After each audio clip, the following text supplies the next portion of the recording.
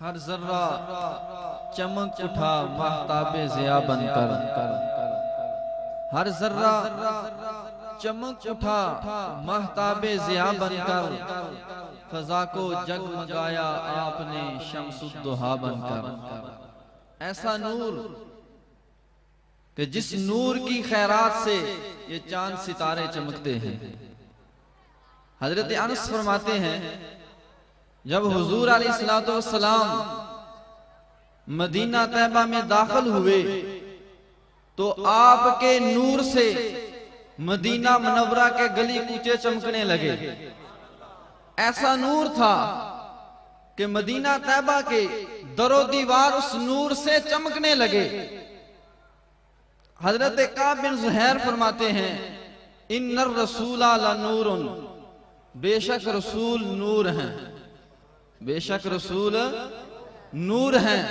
تو یہ نور پہلے حریم ناز میں، حریم ناز سے چوتھے آسمان پر، چوتھے آسمان سے آسمان دنیا پر، آسمان دنیا سے یہ نور حضرت آدم کی پیشانی میں، حضرت آدم سے یہ نور شیش سے انوش، انوش سے کینن، کینن سے محلل، محلل سے نو سے سام، سام سے ارفقست، ارفقست سے صالح، صالح سے ناہور، ناہور سے طارق، طارق سے ابراہیم، ابراہیم سے اسماعیل، اسماعیل سے عد، عد سے عدنان، عدنان سے معد، معد سے نزار، نزار سے مضر، مضر سے الیاس، الیاس سے مدرکہ، مدرکہ سے خزیمہ، خزیمہ سے کنانہ، کنانہ سے نزر، نزر سے مالک، مالک سے فہر، فہر سے غالب، غالب سے لوئی، لوئی سے کعب، کعب سے مرہ،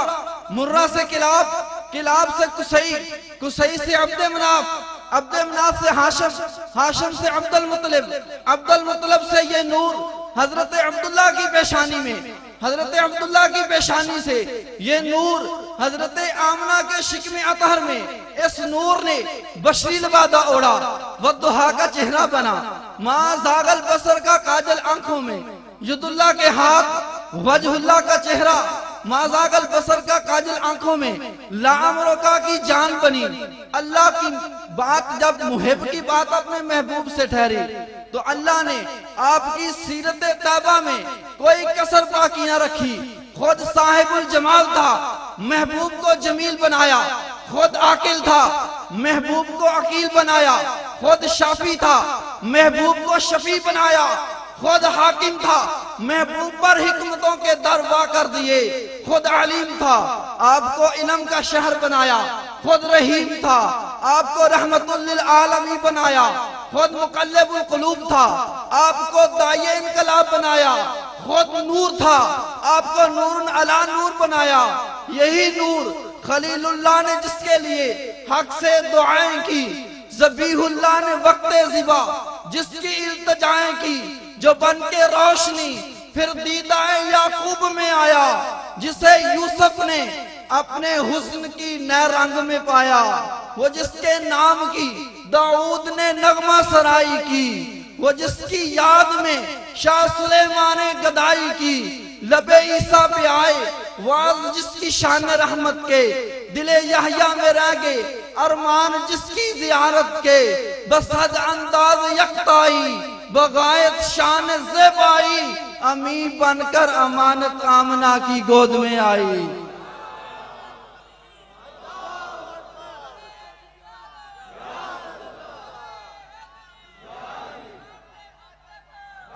محمد مصطفیٰ آئے بہاروں پر بہار آئی، محمد مصطفیٰ آئے بہاروں پر بہار آئی، زمین کو چومنے جنت کی خوشبو بار بار آئی۔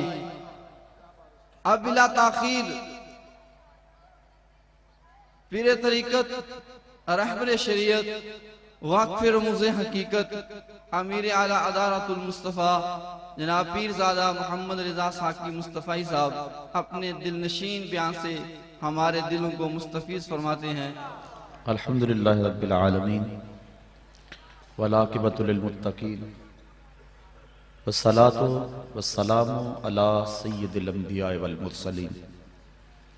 قال اللہ تعالی و تبارک فی القرآن المجید والفرقان الحمید بسم اللہ الرحمن الرحیم قد جاءکم من اللہ نور و کتاب مبین صدق اللہ مولانا العظیم و صدق رسولہ النبی الکریم الرؤوف الرحیم قال اللہ تعالی و تبارک فی شان حبیبہ مخبرا و آمرا ان اللہ و ملائکتہ یصلون علی النبی یا ایہا الذین آمنوا صلوا علیہ وسلموا تسلیما الصلاۃ والسلام علیک یا رسول اللہ وعلی آلک و اصحابک یا حبیب اللہ۔ ہوا بدلی گھرے بادل کھلے گل بلبلیں چہکی، ہوا بدلی گھرے بادل کھلے گل بلبلیں چہکی، تم آئے یا بہار جاں فضا آئی گلستہ میں، کچھ اس انداز سے محبوب حق نے جلوہ فرمایا، سرور آنکھوں میں آیا نور دل میں جان ایماں میں۔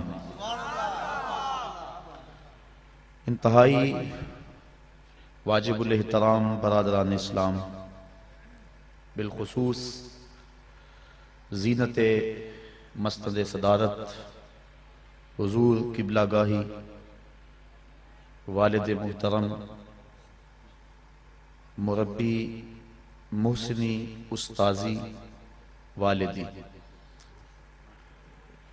مقتدر علماء کرام، معزز محترم سامعین، مہمانان ذی وقار، اور آج کی اس خوبصورت بابرکت محفل میں عزتوں کی دستار وصول کرنے والے حفاظ کرام، منتظمین محفل، السلام علیکم ورحمۃ اللہ وبرکاتہ۔ سر شام سے محفل جاری ہے اور کل ربیع الاول کے سہانے دنوں کو آسمان سے برکھا بھی سلامی دینے آئی تھی، اور پھر وہاں سے اس وقت سے اب تک ٹھنڈی ہوائیں ماہ خرام ہیں، اور یہ ہوائیں اپنی محبتوں اور عقیدتوں کا اظہار کرنے والوں کے سلاموں کو اور درودوں کو لے کر حضور کی چوکھٹ پہ پہنچیں گی، اور گنبد خضرا کے مکین کو گو وہ سب جانتے ہیں، یہ ٹھنڈی ہوائیں ان کو ہمارے حال، ہمارے جذبات اور ہماری محبتیں سنانے جائیں گی۔ عشاق کسی دور میں ہواؤں کو مخاطب کر کے محبوب کے نام سندیسے اور سلامیاں بھیجا کرتے تھے۔ آج کا دن اور یہ بابرکت لمحے اور یہ سہانی گھڑیاں بڑے ہی مبارک لمحے ہیں، اور آپ لوگ انتہائی بابرکت ہیں کہ جو ان لمحات میں اتنی سردی کے باوجود بھی جلوہ گر ہیں۔ یہ میرا کمال نہیں، نہ کسی جادو بیاں خطیب کی دلکشی نے آپ کو بٹھا رکھا ہے، آپ نبی کی محبت کے لیے یہاں بیٹھے ہیں، اور یقیناً آپ کو مدینے والے آقا نے بٹھا رکھا ہے۔ میرا مزاج اس سے آپ آگاہ ہیں اور میں آپ کے مزاج سے آگاہ ہوں۔ آپ میں سے خال خال چہرے ہوں گے جن سے میں شناسا نہیں، ورنہ ایک ایک شخص کو میں پہچانتا ہوں، جانتا ہوں، اور ایک ایک شخص نے مجھے برسوں سے مسلسل سنا ہے۔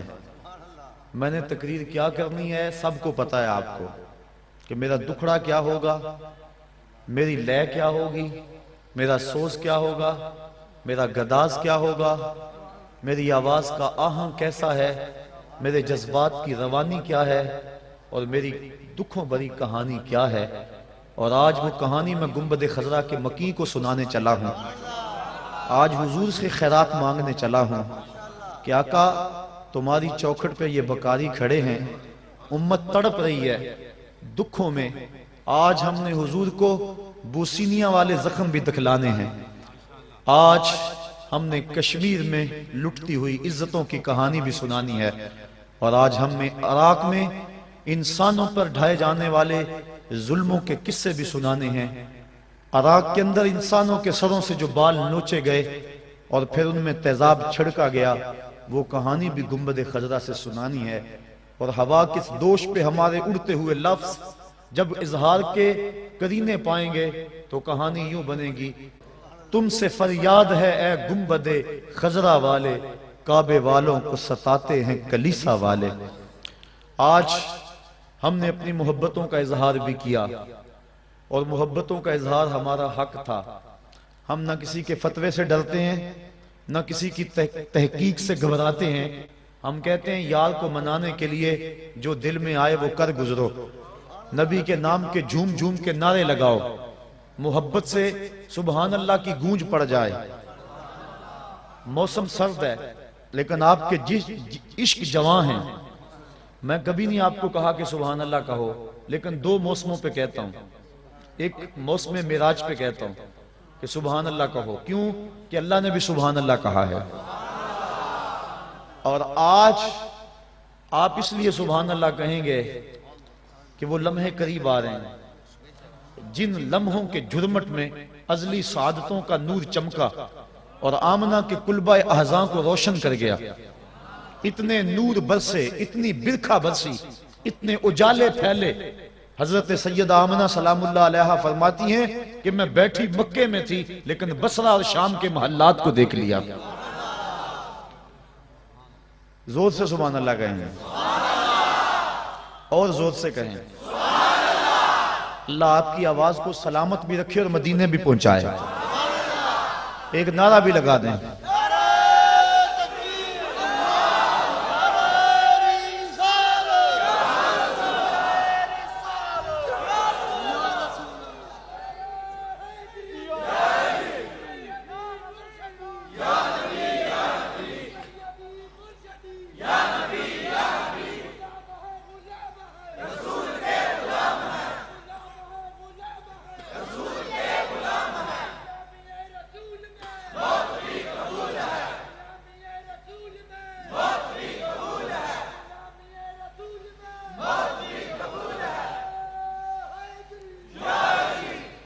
میلاد کا مقصد، میلاد کا مدعا اور محافل میلاد کے تقاضے، ان سب کو ملحوظ رکھ کے آج میں نے کوئی گفتگو جو تیار کی ہے، اور میلاد کا پیغام اس حوالے سے کچھ باتیں میں نے آپ سے کرنی ہیں۔ اگر میں نے شروع سے ہی وہ کہانی چھیڑ دی، مدتوں سے جو زخم رس رہے ہیں، تو شاید وہ بات رہ جائے جو میں آج کہنا چاہتا ہوں۔ حضور علیہ السلام کی سیرت کے اجمالی خاکے پہ آپ چند لمحوں کے لیے نظر کر لیں۔ صبح و صادق کے وقت جب پو پھٹ رہی تھی، آج پو 4:17 پہ پھٹے گی، تو صبح و صادق کا وقت تھا جب پو پھٹ رہی تھی۔ ربیع الاول شریف کی 12 تاریخ تھی، 20 اپریل 571 عیسوی تھی، جب حضور کے والد حضرت عبداللہ کی وفات بھی ہو چکی تھی۔ آپ اپنی والدہ محترمہ حضرت آمنہ سلام اللہ علیہا کے گھر آپ کی آغوش میں نور بانٹتے ہوئے جلوہ گر ہوئے۔ 3 روز تک دودھ حضرت سیدہ آمنہ سلام اللہ علیہا نے پلایا۔ اس کے بعد حضرت ثویبہ نے 1 ہفتہ کے بعد حضرت حلیمہ سعدیہ حضور کو اپنی آغوش میں لے گئیں اور 5 سال کی عمر کی کفالت میں رہے، اور اس کے بعد پھر 5 سال کے بعد واپس حضور پلٹ آئے۔ مدینہ منورہ کا پہلا سفر اور والدہ محترمہ حضرت آمنہ کی وفات ابوا کے مقام پر ہوئی جب حضور کی عمر صرف 6 سال تھی۔ آپ کی دایا برکت بنت سالبہ، جس کا نام ام ایمن ہے عرفی نام، اس نے حضور کو واپس مکہ المعظمہ پہنچایا اور حضرت نبی رحمت صلی اللہ علیہ وسلم کو ان کے مشفق چچا جناب ابو طالب کی کفالت میں دیا۔ آپ کے دادا کا انتقال 8 ہجری کو ہو گیا، 8 سال کی عمر میں ہوا۔ آپ نے اپنے چچا کے ہمراہ پہلا سفر 12 سال کی عمر میں شام کی طرف کیا۔ 15 سے 16 سال کی عمر میں حضور نے قریش کے سارے سرداروں کو اور قبیلوں کو اکٹھا کیا اور کہا کوئی گلی میں لٹ جاتا ہے، کوئی بازار میں لٹ جاتا ہے، کوئی جنگل میں لٹ جاتا ہے، آؤ ہم اکٹھا معاہدہ کریں کہ آج کے بعد کوئی کسی کو نہیں لوٹے گا۔ تو حضور نے وہ تاریخی معاہدہ کروایا جس کا نام کتب تواریخ میں حلف الفضول کے نام سے ہے۔ وہ حلف دیا تھا فضل نامی مختلف لوگوں نے، تو اس میں یہ ایک سیاسی اور ایک فلاحی معاہدہ تھا، ایک رفاعی کام تھا جو 15 سال کی عمر میں حضور نے کیا۔ حضرت خدیجۃ الکبریٰ سے حضور کا نکاح 25 سال کی عمر میں ہوا۔ اہل مکہ نے حضور کو 30 سال کی عمر میں صادق اور امین کا خطاب دیا۔ اہل مکہ کی طرف سے یہ خطاب ملنے کے بعد 33 سال کی عمر میں حضور علیہ السلام پر غیبی اسرار و رموز کھلنے شروع ہوئے، ان کا ظہور ہونے لگا اور ایسی خوابیں آنے لگیں۔ حجر اسود کو کعبہ کی تعمیر کے لیے جب باہر نکالا تو آپ جانتے ہیں کہ اختلاف بن گیا، ہر ایک کی خواہش تھی کہ حجر اسود کعبۃ اللہ میں اٹھا کے نصب کروں، لیکن ایک کوئی بندہ کسی دوسرے کو برداشت بھی نہیں کرتا تھا، تو قبائل آپس میں لڑ پڑتے، لڑائی ہوتی، حالت ایسی ہوتی کہ خون ریزی ہوتی حرم میں۔ تو حضور نے فیصلہ کیا اور چادر میں ڈال کر حجر اسود کو کہا سارے سردار کو انہیں پکڑ لو اور میں اٹھا کے رکھ دیتا ہوں تاکہ سعادت سے کوئی بھی محروم نہ رہے۔ یہ اس وقت ہوا جب حضور علیہ السلام کی عمر 35 سال تھی۔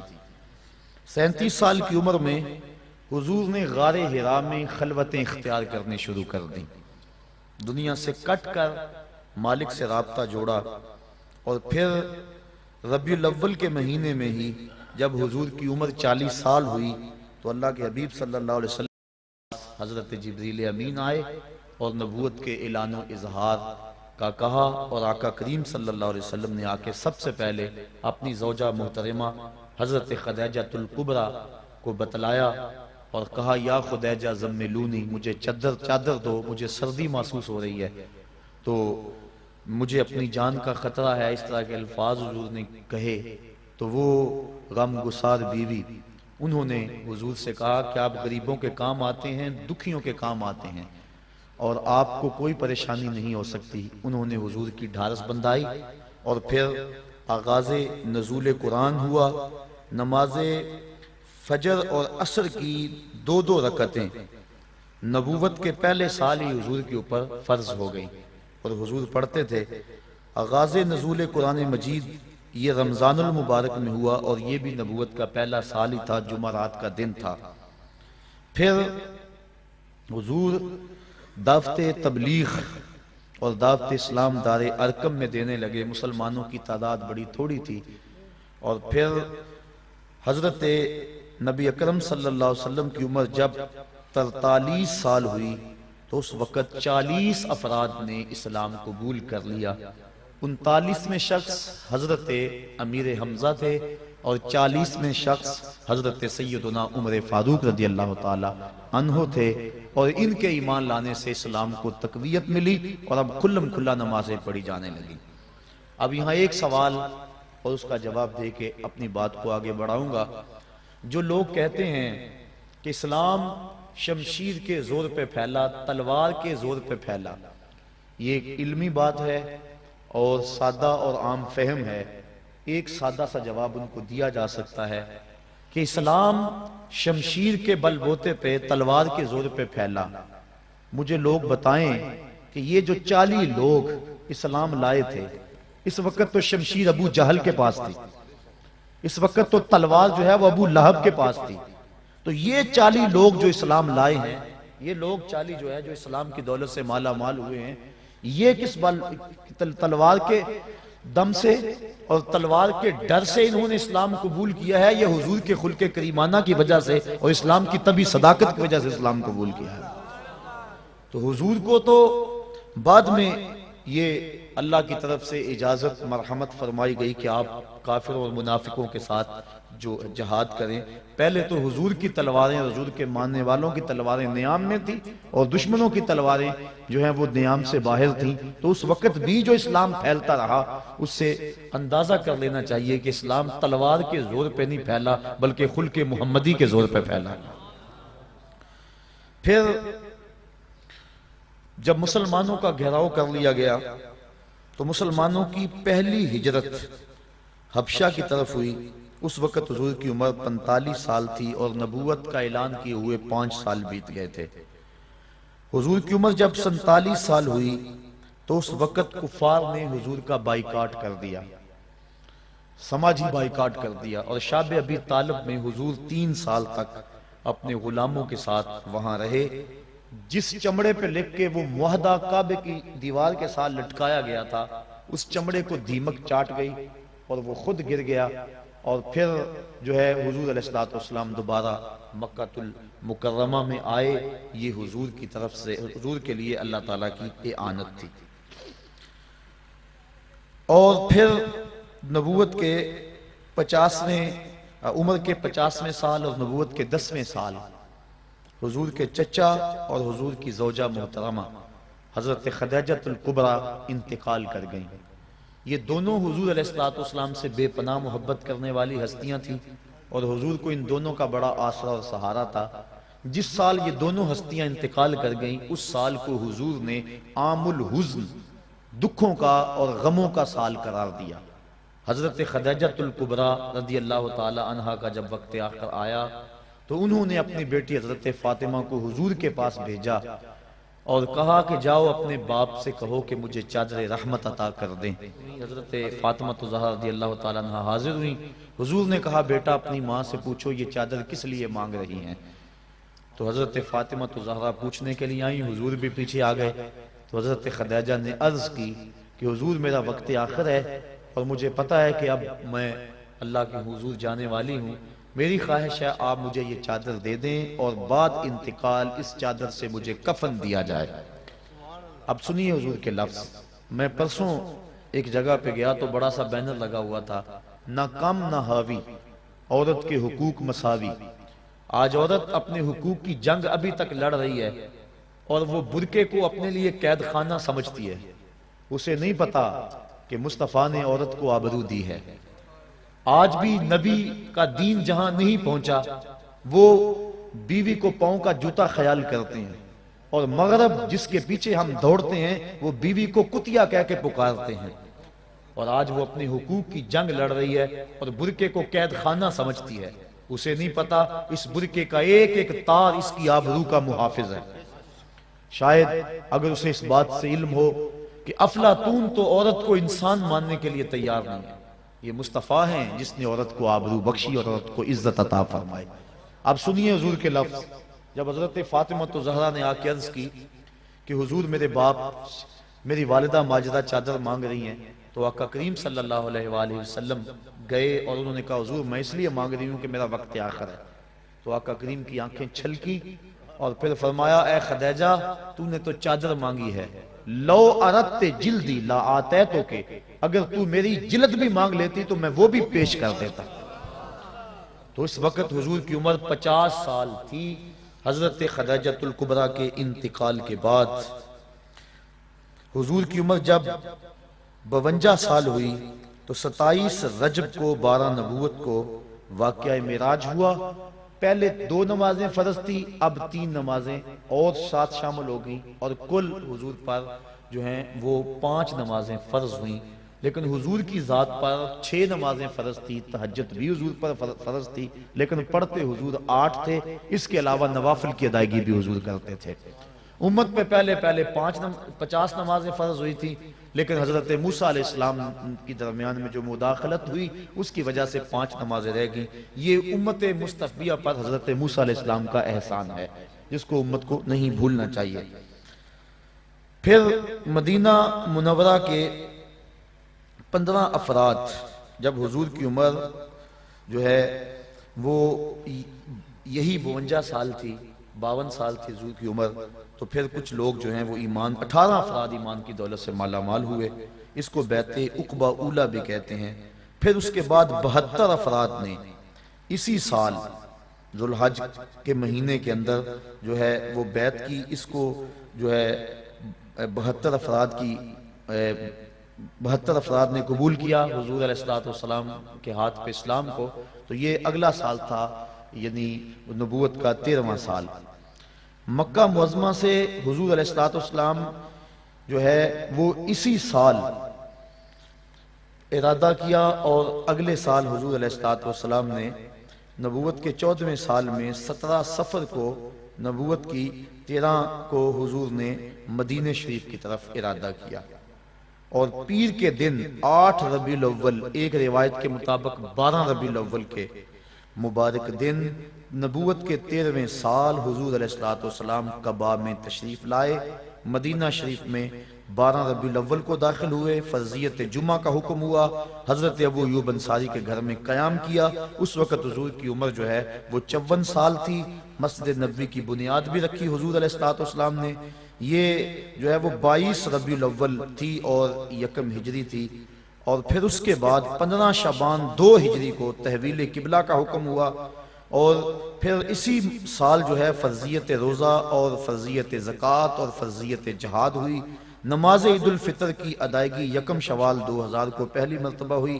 معرکہ بدر حضور کے 55 سال کی عمر میں 17 رمضان کو ہوا. معرکہ احد حرمت شراب، اور یہ جو ہے وہ 56 سال کی عمر کے اندر جو ہے وہ حضور علیہ السلام کے اوپر لازم قرار دیا گیا. قاریوں کی شہادت، صحابہ کرام کو جو کچھ قبیلوں کے لوگ لے گئے تھے، یہ اس وقت حضور کی عمر 57 سال تھی. غزوہ خندق جب ہوا تو اس وقت حضور کی عمر 58 سال تھی، اور یہ 5 ہجری کا واقعہ ہے. اور حضور کی عمر اسی سال 58 سال کی عمر میں ہی زنا، قذف، لیان کے فوجداری قوانین کا نفاذ اور پردے کا حکم آیا. اور جب حضور کی عمر 59 سال تھی تو صلح حدیبیہ کا واقعہ ذیقعد کے مہینے میں 6 ہجری کو ہوا.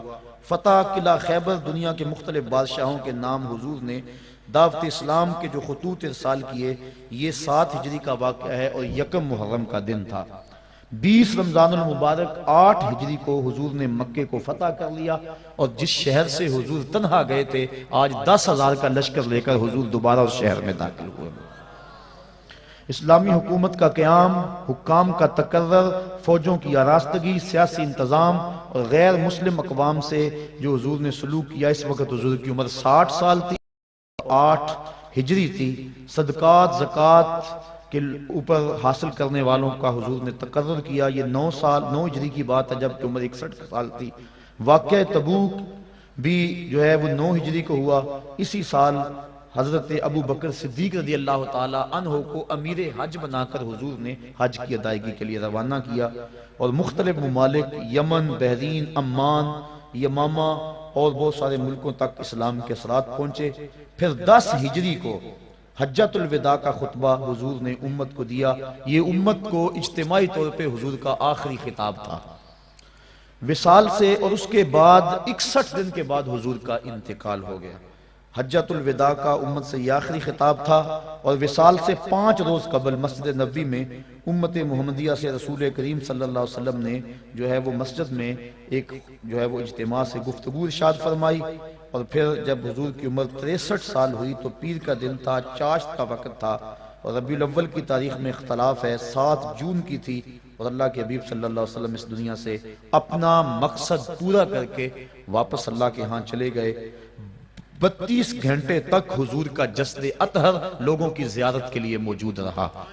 اور 32 گھنٹے کے بعد 12-13 ربیع الاول کی درمیانی شب، منگل اور بدھ کی درمیانی شب 11 ہجری کو اللہ کے حبیب صلی اللہ علیہ وسلم کی تدفین ہوئی. اور آج تک گنبد خضرا پہ درود و سلام کی بارش بھی ہو رہی ہے، اللہ کی رحمتیں بھی نازل ہو رہی. یہ تھا حضور علیہ السلام کا سوانحی خاکہ، جو مختصر ہے لیکن اس کے پیچھے بڑی محنت ہے جو کی گئی ہے. اب کچھ باتیں میں نے آپ سے اور کرنی ہے. آج ہم یہاں کیوں آئے ہیں؟ حضور علیہ السلام کا میلاد کیا ہے؟ یہ بحث تھی کچھ، اور علمی تھی اور تاریخی حوالے تھے. اس کے باوجود بھی آپ نے ذوق اور اپنی محبت کا اظہار کیا، اور کیوں نہ کرتے، آپ اپنے نبی کا تذکرہ سن رہے تھے. اور حضور علیہ السلام کی پیدائش سے لے کر کے حضور علیہ السلام کا لہد انور میں اترنے تک کا یہ اجمالی خاکہ تھا جو میں نے آپ کے سامنے رکھا۔ اب اللہ کے حبیب صلی اللہ علیہ وآلہ وسلم کی آمد کی 3 حیثیتیں علماء نے بیان فرمائی ہیں۔ نمبر 1 تخلیق مصطفیٰ جس کو کہتے ہیں خلقت محمدیہ، اور دوسرا ہے ولادت محمدیہ، اور تیسرا ہے بعثت محمدیہ۔ حضور کی تخلیق کب ہوئی، حضور کی ولادت پیدائش کب ہوئی، اور حضور علیہ السلام کی بعثت کب ہوئی۔ تو بعثت کا یہاں اور ولادت کا یہاں آپ سن چکے ہیں، پھر اس کو تھوڑی سی تفصیل سے عرض کرنا چاہوں گا۔ حضور کی تخلیق کب ہوئی یہ آج تک کوئی نہیں بتا سکا کہ حضور پیدا کب ہوئے، تخلیق کب ہوئی۔ حضور سے پوچھا گیا اس باب میں تو آقا کریم صلی اللہ علیہ وسلم نے ارشاد فرمایا، میں اس وقت بھی نبی تھا جب آدم علیہ السلام مٹی اور پانی کے درمیان تھے۔ یہ نہیں بتایا کہ میں نبی کب بنا ہوں اور میری تخلیق کب ہوئی ہے۔ اور دوسرا فرمایا، اول ما خلق اللہ نوری، اللہ نے سب سے پہلے میرے نور کو پیدا فرمایا ہے۔ اس کائنات میں سب سے پہلی چیز جو تخلیق کی گئی، مخلوق اول، اللہ کی ذات مخلوق نہیں ہے، وہ خالق ہے، اس کو کسی نے پیدا نہیں کیا، تخلیق نہیں کیا، کسی نے بنایا نہیں، اور اس پر کبھی بھی ایسا وقت نہیں آیا کہ وہ نہ ہو، وہ ازلی ہے، ابدی ہے۔ تو کائنات تخلیق گئی، ماں سے واللہ جو کچھ ہے اس کو خلق کیا گیا، تخلیق کیا گیا۔ تو کائنات میں جب تخلیق کا سلسلہ شروع ہوا تو سلسلہ تخلیق کا آغاز ذات رسالت مآب سے ہوا۔ حضور فرماتے ہیں اللہ نے سب سے پہلے میرے نور کو پیدا فرمایا۔ ایک روایت میں آتا ہے اللہ نے سب سے پہلے لوح کو پیدا کیا، اللہ نے سب سے پہلے قلم کو پیدا کیا، اولو ما خلق اللہ القلم، اللہ نے سب سے پہلے قلم کو پیدا کیا۔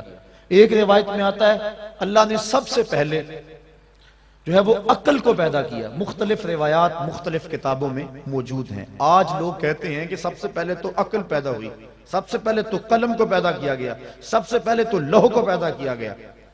اور اول ما خلق اللہ نوری یہ بھی حدیث ہے، لیکن ان کا خیال روح سخن ادھر ہی رہتا ہے جی سب سے پہلے تو قلم کو پیدا کیا گیا۔ اور اگر چلو یہ نہ بھی مانو تو حدیثیں متضاد ہیں، لہذا احتمال جاتا رہا، جب احتمال آ گیا تو پھر استدلال باقی نہ رہا۔ لیکن محدثین کے ہاں ایک طریقہ ہے کہ جب حدیثیں مختلف ہوں تو وہ تطبیق کرتے ہیں۔ مثال کے طور پہ سب سے پہلے قیامت کے دن سوال کس چیز کا ہوگا؟ نماز کا۔ اور ایک حدیث میں قیامت کے دن سب سے پہلا سوال قتل کا ہوگا۔ تو علماء کہتے ہیں دونوں حدیثیں اپنی جگہ پہ ٹھیک ہے، سب سے پہلے قتل کا سوال ہوگا، سب سے پہلے نماز کا سوال ہوگا۔ تو فرماتے ہیں اس کی تطبیق یوں ہے، عبادات میں، حقوق اللہ میں سب سے پہلا سوال نماز کا ہوگا، اور حقوق العباد میں، معاملات میں سب سے پہلا سوال قتل کا ہوگا۔ تو یہ اس کی تطبیق کر لیں تو دونوں حدیثیں اپنی اپنی جگہ پہ ٹھیک ہیں۔ تو یہ حدیثیں سب سے پہلے میرے نور کو پیدا کیا گیا، سب سے پہلے لوح کو پیدا کیا گیا، سب سے پہلے قلم کو پیدا کیا گیا، سب سے پہلے عقل کو پیدا کیا گیا۔ تو اس کی تطبیق قلندر لاہوری شاعر مشرق حکیم الامت علامہ اقبال نے کی۔ وہ کہتے ہیں لوح بھی تو قلم بھی تو، لوح بھی تو، سبحان اللہ نہیں کہی آپ نے، علامہ اقبال نے تطبیق کی، لوح بھی تو قلم بھی تو، تیرا وجود الکتاب، گنبد آب گینا رنگ تیرے محیط میں حباب۔ حضور لوح بھی تمہارا نام ہے، قلم بھی تمہارا ہی نام ہے۔ اس لیے اگر کہا گیا کہ لوح کو پیدا کیا گیا ہے، سب سے پہلے قلم کو پیدا کیا گیا ہے، تو یہ سارے نام حضور کے ہی ہیں۔ تو جو حدیث ہے اول ما خلق اللہ نوری، تو اس کا معنی بھی یہی ہے۔ تو سب سے پہلے کائنات میں جس وجود کو، جس ذات کو تشخص اور تعین دیا گیا وہ ذات رسالت مآب صلی اللہ علیہ وسلم۔ تو کائنات کا پہلا تعین ذات رسالت مآب ہے۔ باقی رہی بات سب سے پہلے قلم کو پیدا کیا گیا، تو سنیے حضور ارشاد فرماتے ہیں کہ جب قلم کو پیدا کیا گیا، حدیث ہے، تو قلم کو مالک نے کہا قلم لکھ۔ قلم نے کہا مالک کیا لکھوں؟ کہا ما کانا و ما یکون، جو ہو گیا وہ بھی لکھ دے، جو ہونے والا ہے وہ بھی لکھ دے۔ توجہ کریں، جو لوگ کہتے ہیں سب سے پہلے قلم پیدا ہوئی تھی، ان سے پوچھو کہ قلم کو یہ کیوں کہا گیا جو ہو گیا وہ بھی لکھ دے؟ معلوم ہوا قلم سے پہلے بھی کچھ ہو گیا تھا، اسی لیے قلم کو کہا گیا نا۔ قلم کو کہا گیا جو ہو گیا وہ بھی لکھ دے، جو ہونے والا ہے وہ بھی لکھ دے۔ معلوم ہوا قلم ہی اول نہیں تھی، قلم سے پہلے بھی کچھ ہوا تھا جس کو لکھنے کا کہا گیا تھا، اور وہ پہلے کون تھا؟ وہ نور محمدی کی تخلیق۔ لوح بھی تو، قلم بھی تو، تیرا وجود الکتاب، گنبد آبگینہ رنگ تیرے محیط میں حباب۔ تو سب سے پہلے جس ذات کو شرف وجود بخشا گیا وہ ذات رسالت مآب صلی اللہ علیہ وسلم ہے، اور فرمایا اول ما خلق اللہ نوری ومن نوری خلق کل شیء، اللہ نے سب سے پہلے میرے نور کو پیدا کیا، پھر کائنات کی ہر شے کو میرے نور سے پیدا کیا۔ اس طرح کائنات کی ہر شے کی اصل ذات رسالت مآب صلی اللہ علیہ وسلم۔ یہ ہے حضور علیہ السلام کی خلقت، اس کو کہتے ہیں خلقت محمدیہ۔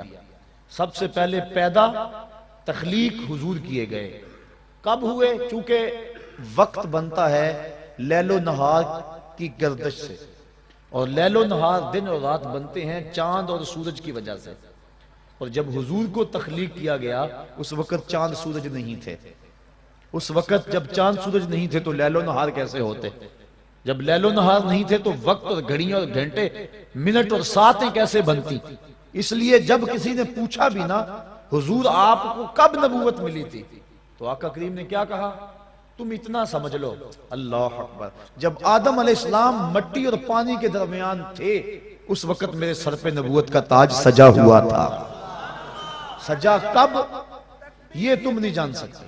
تو حضور علیہ السلام کی تخلیق اس وقت ہوئی جب وقت نہیں تھا۔ یہ وقت میں کہہ رہا ہوں چونکہ میرے پاس لفظ نہیں ہے۔ دوسری ہے حضور کی ولادت، اور وہ آپ جانتے ہیں کہ 12 ربیع الاول تھا، تڑکے کا وقت تھا، چھم چھم رحمتیں اتر رہی تھیں، کائنات پہ اندھیرے پھیلے ہوئے تھے کہ اچانک روشنی ہوئی۔ حضرت آمنہ کہتی ہیں کہ ستارے میرے گھر کے اتنے قریب آ گئے کہ مجھے یوں لگا کہ ابھی گر پڑیں گے، اور پھر کیا ہوا؟ اللہ اکبر، خرج منی نور، میرے بطن سے نور نکلا۔ پتہ نہیں دنیا کو کیا ہو گیا، جس نے بھیجا وہ کہتا ہے میں نے نور بھیجا، جس کی گود میں آیا وہ کہتی ہے میری گود میں نور آیا، جس زوجہ محترمہ کے پاس رہے وہ کہتی ہیں کہ فَتَبَيَّنْتُ الْعِبْرَةُ بِشُعَاعِ نُورِ وَجْهِهِ۔ حضور جب آنگن میں آتے تھے، کمرے میں آتے تھے، اندھارے ختم ہو جاتے اور اجالے ہو جاتے۔ جس دائی کے پاس گئے ہیں وہ بھی کہتی ہیں مَا كُنَّا نَحْتَاجُ إِلَى السِّرَاجِ مِنْ يَوْمٍ أَخَذْنَاهُ، جب سے یہ ہمارے گھر آیا ہے نا ہمیں دیا جلانے کی ضرورت ہی پیش نہیں آئے۔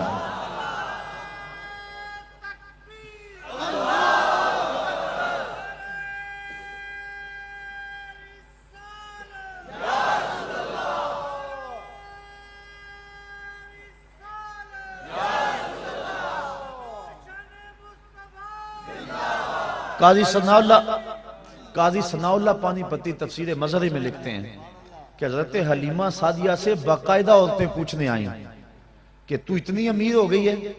بڑے بڑے امیر گھرانے جب رات کو سوتے ہیں تو چراغ وہ بھی بجا دیتے ہیں۔ آج بھی واپڈا والوں نے اتنا تنگ کیا ہوا ہے کہ لوگ کہتے ہیں کہ بتی بند کر دو، بل بڑا آئے گا۔ اس وقت بھی تھا کہ تیل بڑا جلے گا، رات کو چراغ بجھا دیتے ہیں۔ اتنے جو بڑے بڑے امیر کبیر لوگ ہیں، تو کتنی امیر ہوگی ہے، تیرا چراغ رات کو بھی جلتا رہتا ہے۔ تو حلیمہ سعدیہ نے کیا کہا؟ کہا ہاں میں امیر ہو گئی ہوں، ہاں میں، جس کے پاس محمد ہو وہ غریب نہیں ہوتا، وہ امیر ہوتا ہے۔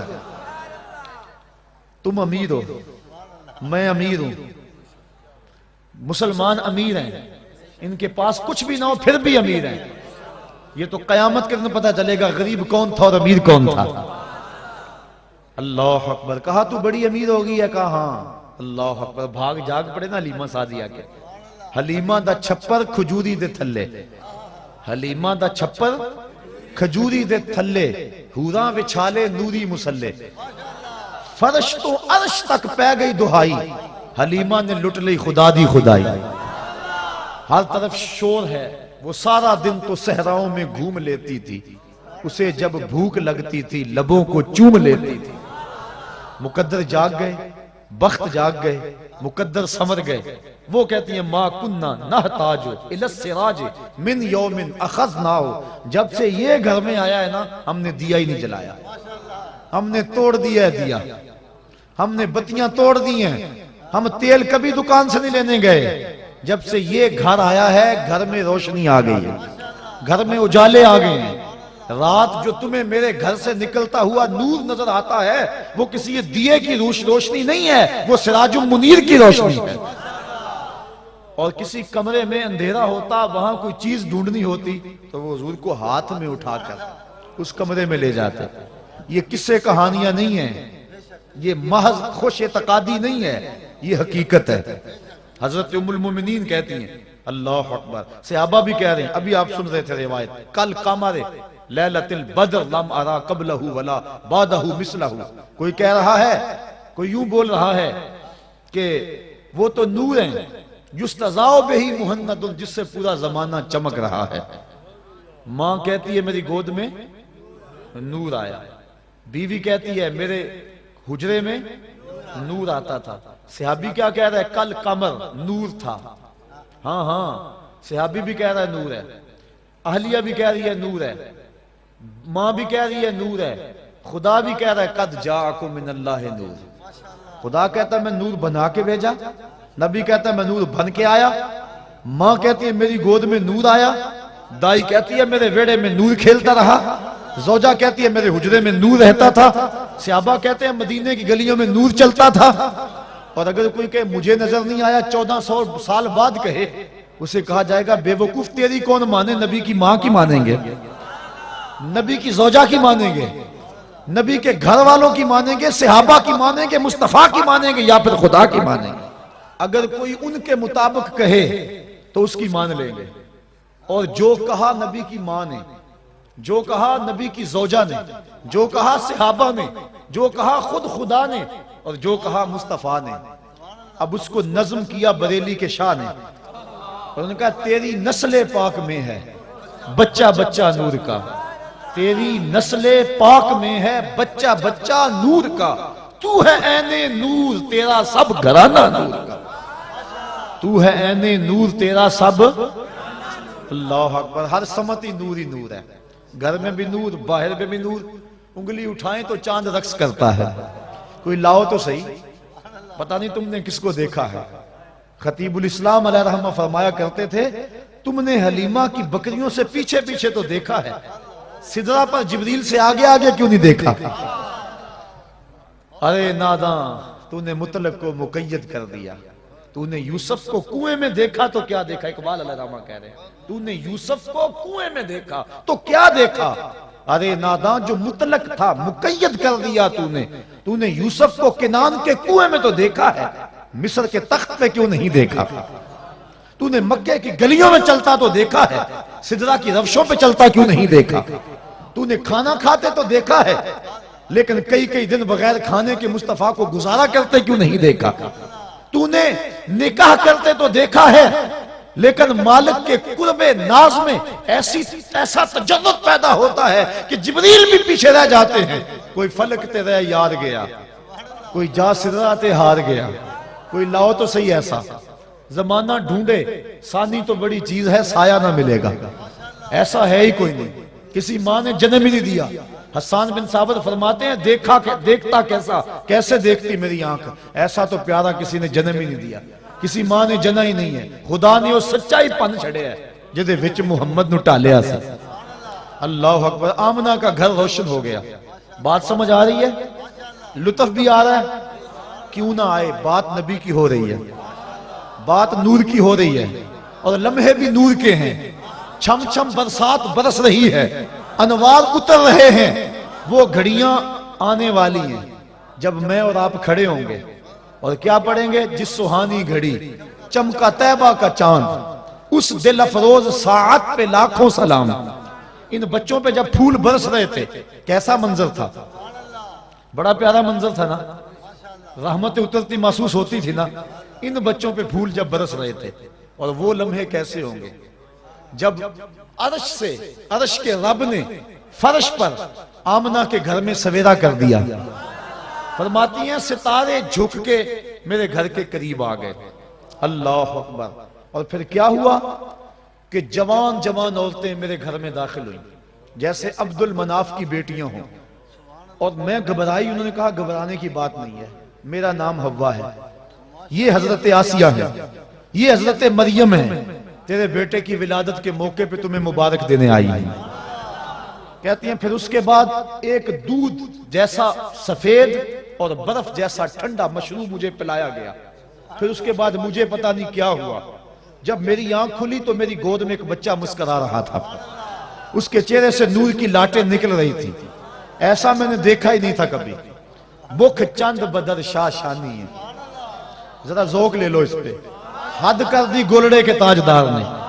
اللہ جی یہ آمنہ دیکھ رہی ہیں. مکھ چند بدر شاہ شانی ہے، متھے چمک دی لاٹ نورانی ہے، کالی زلف تے اکھ مستانی ہے، مخمور اکھی ہن مد بھریاں. ایسا دیکھا ہی نہیں. میں پھر وہی کہہ دوں جو روز کہتا ہوں، تو اجے میرا یار نہیں ڈٹھا. ہاں میں بار بار یہی کہتا ہوں. مجھے بڑا لطف آتا ہے ان لفظوں میں. اور لڑائی بھی اس لیے ہو رہی ہے کہ لوگوں نے دیکھا ہی نہیں. دیکھ لیتے جھگڑا نہ کرتے جانے مارتے. لوگ اس لیے بحث کر رہے ہیں کہ انہوں نے دیکھا. جنہوں نے دیکھا ہے وہ تو سبحان اللہ کہہ رہے ہیں. اللہ تو اجے میرا یار نہیں ڈٹھا. جنہوں ویک کے چند شرماوے، ادھی راتی دن چڑھ جاوے، جیو رخ تو نقاب اٹھاوے، تے جیو نکلے سیر کرنو، سارا گلشن سیس نواوے، اتے دھرتی لف لف جاوے، جے ہاتھ پھلاں وچ رکھدا ہاتھ پھلاں تو ود جاوے، نین نشیلے مست رسیلے وچ سونا کجل سہاوے، بجلی ڈر دی لشک نہ مارے، متا بے ادبی ہو جاوے. خلق ادے نے مول ہی دنیا، کوئی ورلہ ہی جان بچاوے. بچا سکتے ہیں جان؟ آپ بچا سکتے ہیں جان؟ یہ کیوں مستی ہے؟ رات بیت گئی ہے، ٹھنڈ لگ رہی ہے، ٹھنڈی ہوا گزر رہی ہے، لیکن کیا ہو گیا آپ کو؟ ایک آدمی بھی نہیں اٹھ رہا. کیا ہو گیا؟ خلق ادے نے مول ہی دنیا. خلق ادے نے. اللہ اکبر. تو اجے میرا یار نہیں ڈٹھا. علم خدا نے اینا دتا، عقلاں وچ نہ آوے. عقل خدا نے اینی دتی، علماں وچ نہ آوے. جے او کھولے پیٹ زلف دے، اتے راہی راہ پل جاوے، اکھ اگڑے تے انج پیا جاپے، جویں میں خانہ کھل جاوے. کیا خوب سجن دیاں اکھیاں نے، جویں پر کے سرائیاں رکھیاں نے. جے او کھولے پیچ زلف دے، اتے راہی راہ پل جاوے، اکھ اگڑے تے انج پیا جاپے، جویں میں خانہ کھل جاوے. توبہ توبہ حسن سجن دا، چال نہ چلی جاوے. آزم ایڈا سونا ماہی سانو کدھرے نظر نہ آوے. اب بریلی کے تاجدار بھی بول اٹھے. بلبلے باغ مدینہ چہکنے لگی. اللہ اکبر. اعلیٰ حضرت کیا بولے؟ باد صبا چلنے لگی. کہا بلبل نے ان کو گل کہا. بلبل نے بلبل کی منتہائی پرواز یہی ہے. اللہ اکبر. اعلیٰ حضرت حد کر دی، اور جب بھی بولتے ہیں حد کر دیتے ہیں. میں کل ہی کہاں بیان کر رہا تھا، بات کوئی بن گئی. اعلیٰ حضرت کا جی چاہا کہ محبوب کی زلفوں کو رات کہوں.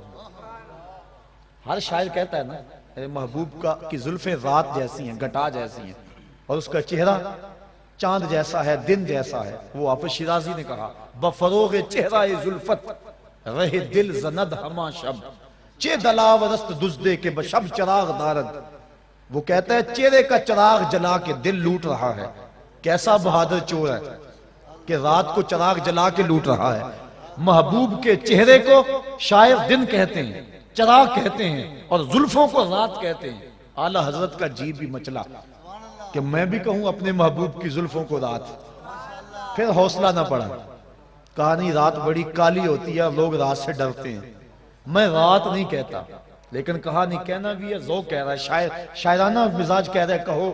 پھر اعلیٰ حضرت نے کہہ دیا. رات کو بھی میں لیل کہتے ہیں. اعلیٰ حضرت نے بھی رات کہنا چاہا لیکن رات نہ کہہ سکے. کیا کہا؟ لیلۃ القدر میں. مطلع فجر حق، کہا رات نہیں کہتا لیلۃ القدر کہہ دیتا ہوں، کہنا رات ہے لیکن عام رات نہیں کہتا، لیلۃ القدر میں مطلع فجر حق۔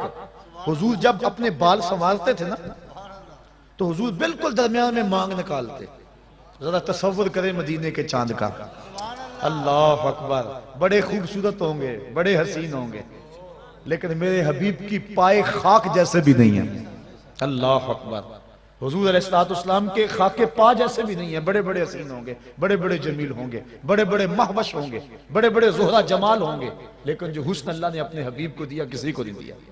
جب مانگ نکالتے تھے نا اللہ اکبر درمیان میں تو لگتا تھا ستارے چمک رہے ہیں، اللہ اکبر۔ کبھی آپ نے دیکھا صبح کو جب تڑکا ہوتا ہے تو اس وقت پو پھٹتی ہے، کالی رات کے اندھیرے میں افق سے جب پو پھٹتی ہے، اعلیٰ حضرت نقشہ کھینچا، کہا حضور یہ جو آپ مانگ نکالتے ہیں نا ایسا لگ رہا ہے جس طرح لیلۃ القدر میں پو پھٹ رہی ہو، لیلۃ القدر میں مطلع فجر حق، مانگ کی استقامت پہ لاکھوں سلام، مانگ کی استقامت پہ، اللہ اکبر۔ حضور کی زلفوں کو اللہ اکبر رات کہہ دیا، لیکن عام رات نہیں لیلۃ القدر کہا، تو بات ہے اعلیٰ حضرت جب بھی بولتے ہیں حد کرتے ہیں، سخن شاعری شہر یار اپنی جگہ، نعت کہنے کو احمد رضا چاہیے، اعلیٰ حضرت بولے بل بل نے گل ان کو کہا، کمری نے سروے، بات آپ بھولے نہیں کہاں سے بات چل رہی ہے،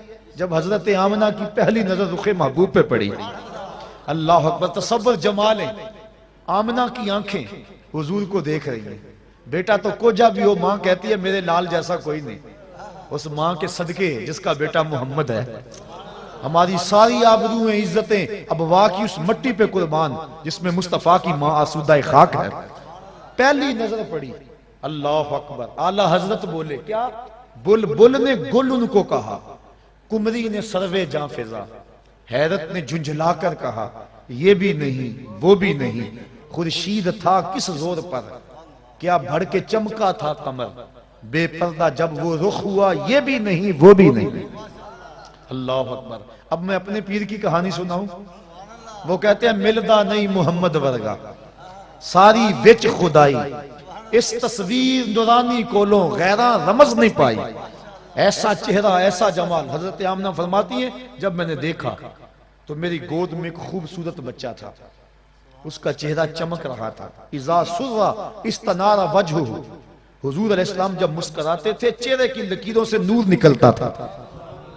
پھر کیا ہوا، پیدا ہوتے ہی اس بچے نے اپنے دونوں ہاتھ زمین پہ رکھ دیے اور سارا آسمان کی طرف اٹھایا، اللہ اکبر، اور پھر مٹی کی مٹھی ہاتھ میں بھری، ایک دن کا بچہ ہے لوگوں، ایک دن کا بچہ ہے، نہیں بات کچھ اور ہے، یہ ولادت ہو رہی ہے، خلقت کو بڑی پہلے کی ہو چکی ہے، آتے ہی مٹھی خاک کی بھری، دیکھا آسمان کی طرف، علماء کہتے ہیں مٹھی اس لیے بھری، لوگوں کو بتایا دیکھو لوگوں یہ زمین ہے، آج کے بعد اس پہ محمد کا قبضہ ہے، اللہ، اور آواز اٹھ رہی تھی ساتھ، بخن بخن قبض محمد علی جمیع الارض، مبارک ہو مبارک ہو، ہر زمین پہ مصطفیٰ کا قبضہ ہو گیا۔ مشرق والے جانور پرندے مغرب کو دوڑ پڑے اور مغرب والے مشرق کو دوڑ پڑے، اور ایک دوسرے کو جب ملتے ہیں تو مبارک دیتے ہیں اور کہتے ہیں مبارک ہو مصطفیٰ آ گئے۔ یار پرندے دوڑیں اور مبارکیں دیں تو ہم نہ دیں، ہم نہ جھومیں، ہم نہ اظہار محبت کریں، اللہ اکبر۔ شرق کے پرندے غرب کو دوڑ پڑے اور غرب کے پرندے شرق کو دوڑ پڑے اور آپس میں ملتے ہیں اور کہتے ہیں مبارک ہو مبارک ہو، وہ آ گیا جس کے آنے کا انتظار تھا، وہ جس کے ذکر پر داؤد نے نغمہ سرائی کی، وہ جس کے نام پر شاہ سلیمان نے گدائی کی، دل یحییٰ میں رہ گئے ارماں جس کی زیارت کے، لب عیسیٰ پہ آئے باز جس کی شان رحمت کے، جو بن کے روشنی پھر دیدہ یعقوب میں آیا، جسے یوسف نے اپنے حسن کی نئے رنگ میں پایا، نہ دانم ماں گلے خنداں چے رنگو بو دارد، کہ مرغے ہر چمن آرزوئے او دارد، اللہ اکبر۔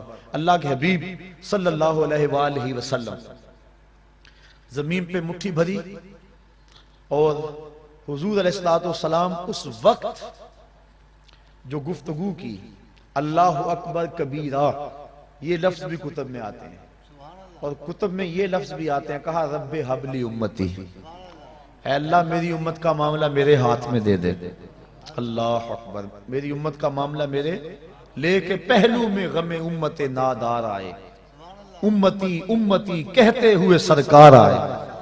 حضور امتی امتی کہتے ہوئے آئے، ساری زندگی امتی امتی پکارا، غار سجدہ کے نوکیلے پتھروں پہ پیشانی رکھ کے رب حبلی امتی کی صدائیں لگائی۔ اور حضرت فضل بن عباس کہتے ہیں جب میں نے حضور کو لاحد میں اتارا وقت آخر، تو میں نے کفن کی تنیاں کھولی تو لب جنبش میں تھے، میں نے کان قریب کیا دیکھو تو صحیح اب کیا کہہ رہے ہیں، لیکن جب کان قریب کیا تو وہی نغمہ تھا جو ساری زندگی لاپتے رہے، رب حبلی امتی، اے اللہ میری امت کو میرے سپرد کر دے، جس کے لب پہ رہا امتی امتی، یاد ان کی نہ بھولو نیازی کبھی، وہ کہیں امتی تو بھی کہہ یا نبی، میں ہوں حاضر تیری چاکری کی۔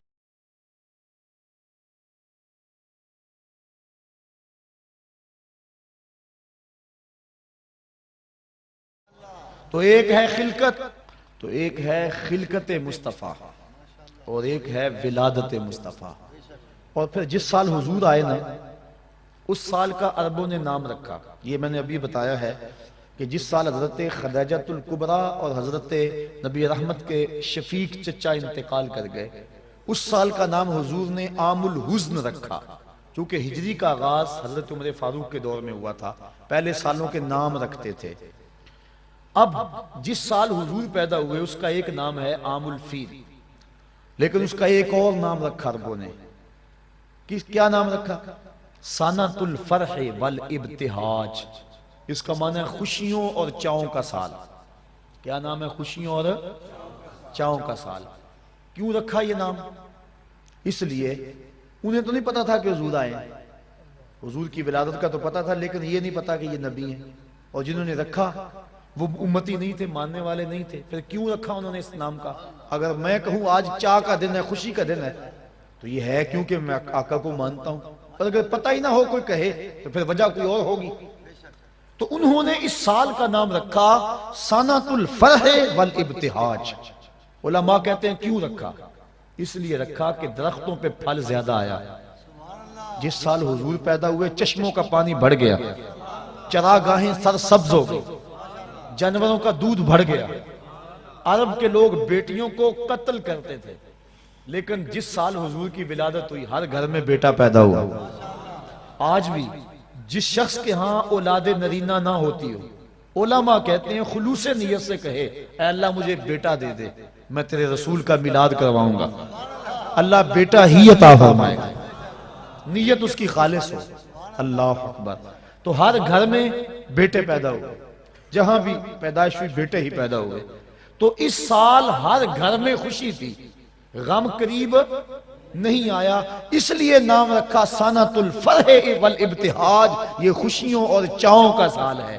ناگہاں ساکن ہواؤں پہ روانی آ گئی، ناگہاں ساکن ہواؤں پہ روانی آ گئی، اور چمن کے پتے پتے پر جوانی آ گئی۔ آج زانوئے ازل نے صبح پہ انگڑائی لی، اور مسکرا کر ایک کرن نے ہاتھ میں شہنائی لی۔ مخزن اسرار قدرت کے امی پیدا ہوئے، غل ہوا دنیا میں ختم المرسلی پیدا ہوئے۔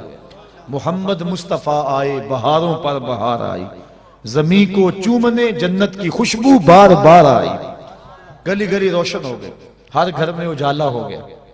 وہ کہانی لمبی ہے اگر میں چھیڑ دوں کہ حضرت حلیمہ سعدیہ کیسے آئیں، اور پھر حضور نے وہ سبز کپڑا کیسے ہٹایا، اور نور کی لاٹ آسمان تک کیسے گئی، اور پھر لال کو پکڑ کے گود سے کیسے لگایا، اور پھر حلیمہ کی بیٹی شیمہ حضور کو لوریاں کیا دیا کرتی تھی، وہ ایک لمبی کہانی ہو جائے گی، میں تیسری بات بھی عرض کرنی ہے۔ تو پہلا مقصد، پہلی چیز تخلیق مصطفیٰ، اور وہ کب ہوئی؟ جب وقت کا تعین اور تشخص نہیں تھا۔ دوسری ولادت مصطفیٰ، اور ولادت 12 ربیع الاول کی سہانی گھڑی، جب صبح صادق طلوع ہو رہی تھی، دن اور رات کے سنگم میں حضور پیدا ہوئے، چونکہ رات کی خواہش تھی حضور میرے دامن میں آئیں، اور دن کی آرزو تھی کہ میرے دامن میں آئے، اور اگر رات کو آ جاتے دن محروم رہتا، دن کو آتے رات محروم رہتی، تو حضور تو رحمت للعالمین ہے۔ اس لیے دن آ رہا تھا، رات جا رہی تھی، جہاں دونوں کا ملاپ ہو رہا تھا وہاں مصطفیٰ جلوہ گر ہو گئے۔ اللہ اکبر۔ 12 ربیع الاول کی سبحانی گھڑی تھی، عام الفیل، واقعہ صاحب فیل کے 55 دن بعد حضور اس دنیا پہ جلوہ گر ہوئے۔ یہ ہے حضور کی ولادت، اور حضور کی ولادت کی خوشی لوگوں نے کی، اور جس نے بھی حضور کی ولادت کی خوشی کی اللہ نے اس کو محروم نہیں رکھا۔ اور وہ آپ علماء سے سنتے آئے ہیں، اس کو دہرانے کے لیے وقت چاہیے کہ ابو لہب نے بھتیجا سمجھ کے لونڈی کو آزاد کیا، بھتیجا سمجھ کے آزاد کیا، نبی سمجھ کے تو نہیں کیا، لیکن جس انگلی سے یوں اشارہ کیا بس اتنے میں آزاد، اور اس انگلی سے ٹھنڈا اور میٹھا پانی بھی ملتا تھا، عذاب میں بھی تخفیف ہوتی ہے۔ میں یہاں آیا تھا 2-3 بجے، اور یہاں طالب علم یہاں ہی سوئے ہوئے تھے، کوئی سٹیج پہ سویا ہوا تھا، کوئی یہاں چارپائی پہ سویا ہوتا، کچھ کمرے میں وہاں سوئے ہوئے تھے۔ اور میں نے اپنے ساتھیوں کو، طالب علموں کو کہا تھا کہ یہ جو کسی شخص سے، کسی مزدور سے، کسی ملازم سے یہ صفائی نہیں کرانی، یہاں آپ بیٹھے ہوئے ہیں، یہ میرے طالب علموں نے، میرے پیر بھائیوں نے اپنے ہاتھوں سے جگہ صاف کی ہے۔ اور اس وقت میری کیفیت میں ایک وجد تھا، اور میں دل میں سوچ رہا تھا جس نے انگلی ہلائی اللہ اس کو شہد دیتا ہے، اور جو شام سے رات 3 بجے تک مانجا پھیرتا رہا، ذرا تصور تو کرو مالک اس کو کیا عطا فرمائے گا۔ تو حضور کے آنے پر جو خوشی کرے، بلکہ نبی کے ساتھ جو بھی محبت کرے، اللہ اس محبت کو ضائع نہیں کرتا۔ علماء نے لکھا ہے جس دائی نے حضور کو دودھ پلایا اللہ نے بعد میں اس کو ایمان دے دیا۔ اللہ اکبر۔ جس نے بھی جس نبی کے ساتھ کوئی محبت کا اظہار کیا اس کو ضرور صلہ ملا۔ دیکھو ابو جہل، ابو لہب، اس نے گو مخالفت کی، لیکن چونکہ ولادت کے آنے کی خوشی اس کو ہوئی اور بھتیجا سمجھ کے خوشی کی، اللہ نے پھر بھی محروم۔ امام ابو شامہ کہتے ہیں جو بھتیجا سمجھ کے خوشی کرے خدا اسے محروم نہیں رکھتا، اور جو نبیوں کا سردار سمجھ کے خوشیاں منائے۔ سادی کا قلم تڑپا، وہ کہتے ہیں دوستا را کجا کنی محروم، تو کے بعد دشمنہ نظرداری۔ جب تو دشمنوں کو اتنا دیتا ہے تو یاروں کو کتنا دے گا، پیاروں کو کتنا دے گا۔ اور علماء نے اس بات کی تصریح کی ہے، اور میں مثال آپ کو قرآن مجید سے پیش کر سکتا ہوں کہ جب صندوق کھولا دریائے نیل کی موجوں سے پکڑ کے، تو فرعون کی بیوی جس کا نام آسیہ تھا، اولاد کی دولت سے محروم تھی، اس نے جب صندوق کے اندر ایک مسکراتا ہوا بچہ پایا۔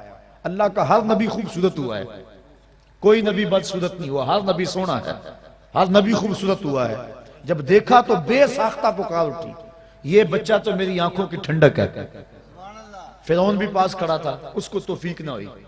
اللہ نے حضرت آسیہ کو یہ سعادت دی کہ ان کو ایمان عطا کر دیا، اور وہ مومنہ عورتوں میں سے ہیں، بلکہ ان کو یہ اعزاز بھی ملے گا قیامت کے دن۔ سیدہ مریم بھی اور حضرت سیدہ آسیہ سلام اللہ علیہما، یہ دونوں خواتین قیامت کے دن جنت میں میرے رسول اللہ کے نکاح میں آئیں گے، ان کو یہ بھی اعزاز، دوسرا اعزاز یہ بھی ملا۔ تو انہوں نے کہا کہ یہ میری آنکھوں کی ٹھنڈک ہے، اللہ تعالیٰ نے ان کو بعد میں ایمان دے دیا۔ علماء کہتے ہیں، مفسرین کہتے ہیں، اگر فرعون بھی کہہ دیتا کہ ہاں میری بھی آنکھوں کی ٹھنڈک ہے، خدا یہ نہ دیکھتا کہ اس نے خدائی کا دعویٰ کیا ہے، وہ یہ دیکھتا اس نے میرے نبی سے پیار کیا ہے، اللہ اس کو بھی ایمان عطا کر دیتا۔ اور ایک واقعہ میں سیرت کا آپ کے سامنے رکھ کے اپنی بات کو آگے بڑھاؤں۔ ہندوستان میں صرف ایک صحابی ہوا ہے، اور اس کا نام ہے رتن۔ واقعہ اس طرح ہوا، رتن تاجر تھا اور تجارت کی غرض سے حجاز گیا، حجاز مقدس۔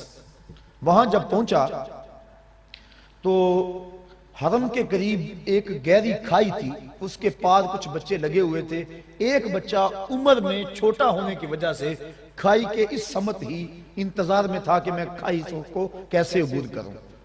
رتن نے یہ سوچا کہ بچہ چھوٹا ہے، گزرنے کی طاقت نہیں رکھتا، اس کو اٹھایا گود میں اور کھائی سے پار لگا دیا۔ اس بچے نے اپنے عربی لہجے میں کہا جزاک اللہ تعالی، ایسی مٹھاس تھی لفظوں میں کہ شہد میں بھی اتنی مٹھاس نہیں ہوتی.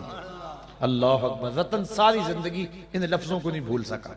اس نے جو جملے کہے تھے، اس نے جس لہجے میں بات کی تھی. خیر وقت گزر گیا، تجارت چھوڑ کے اپنے گھر بیٹھ گیا.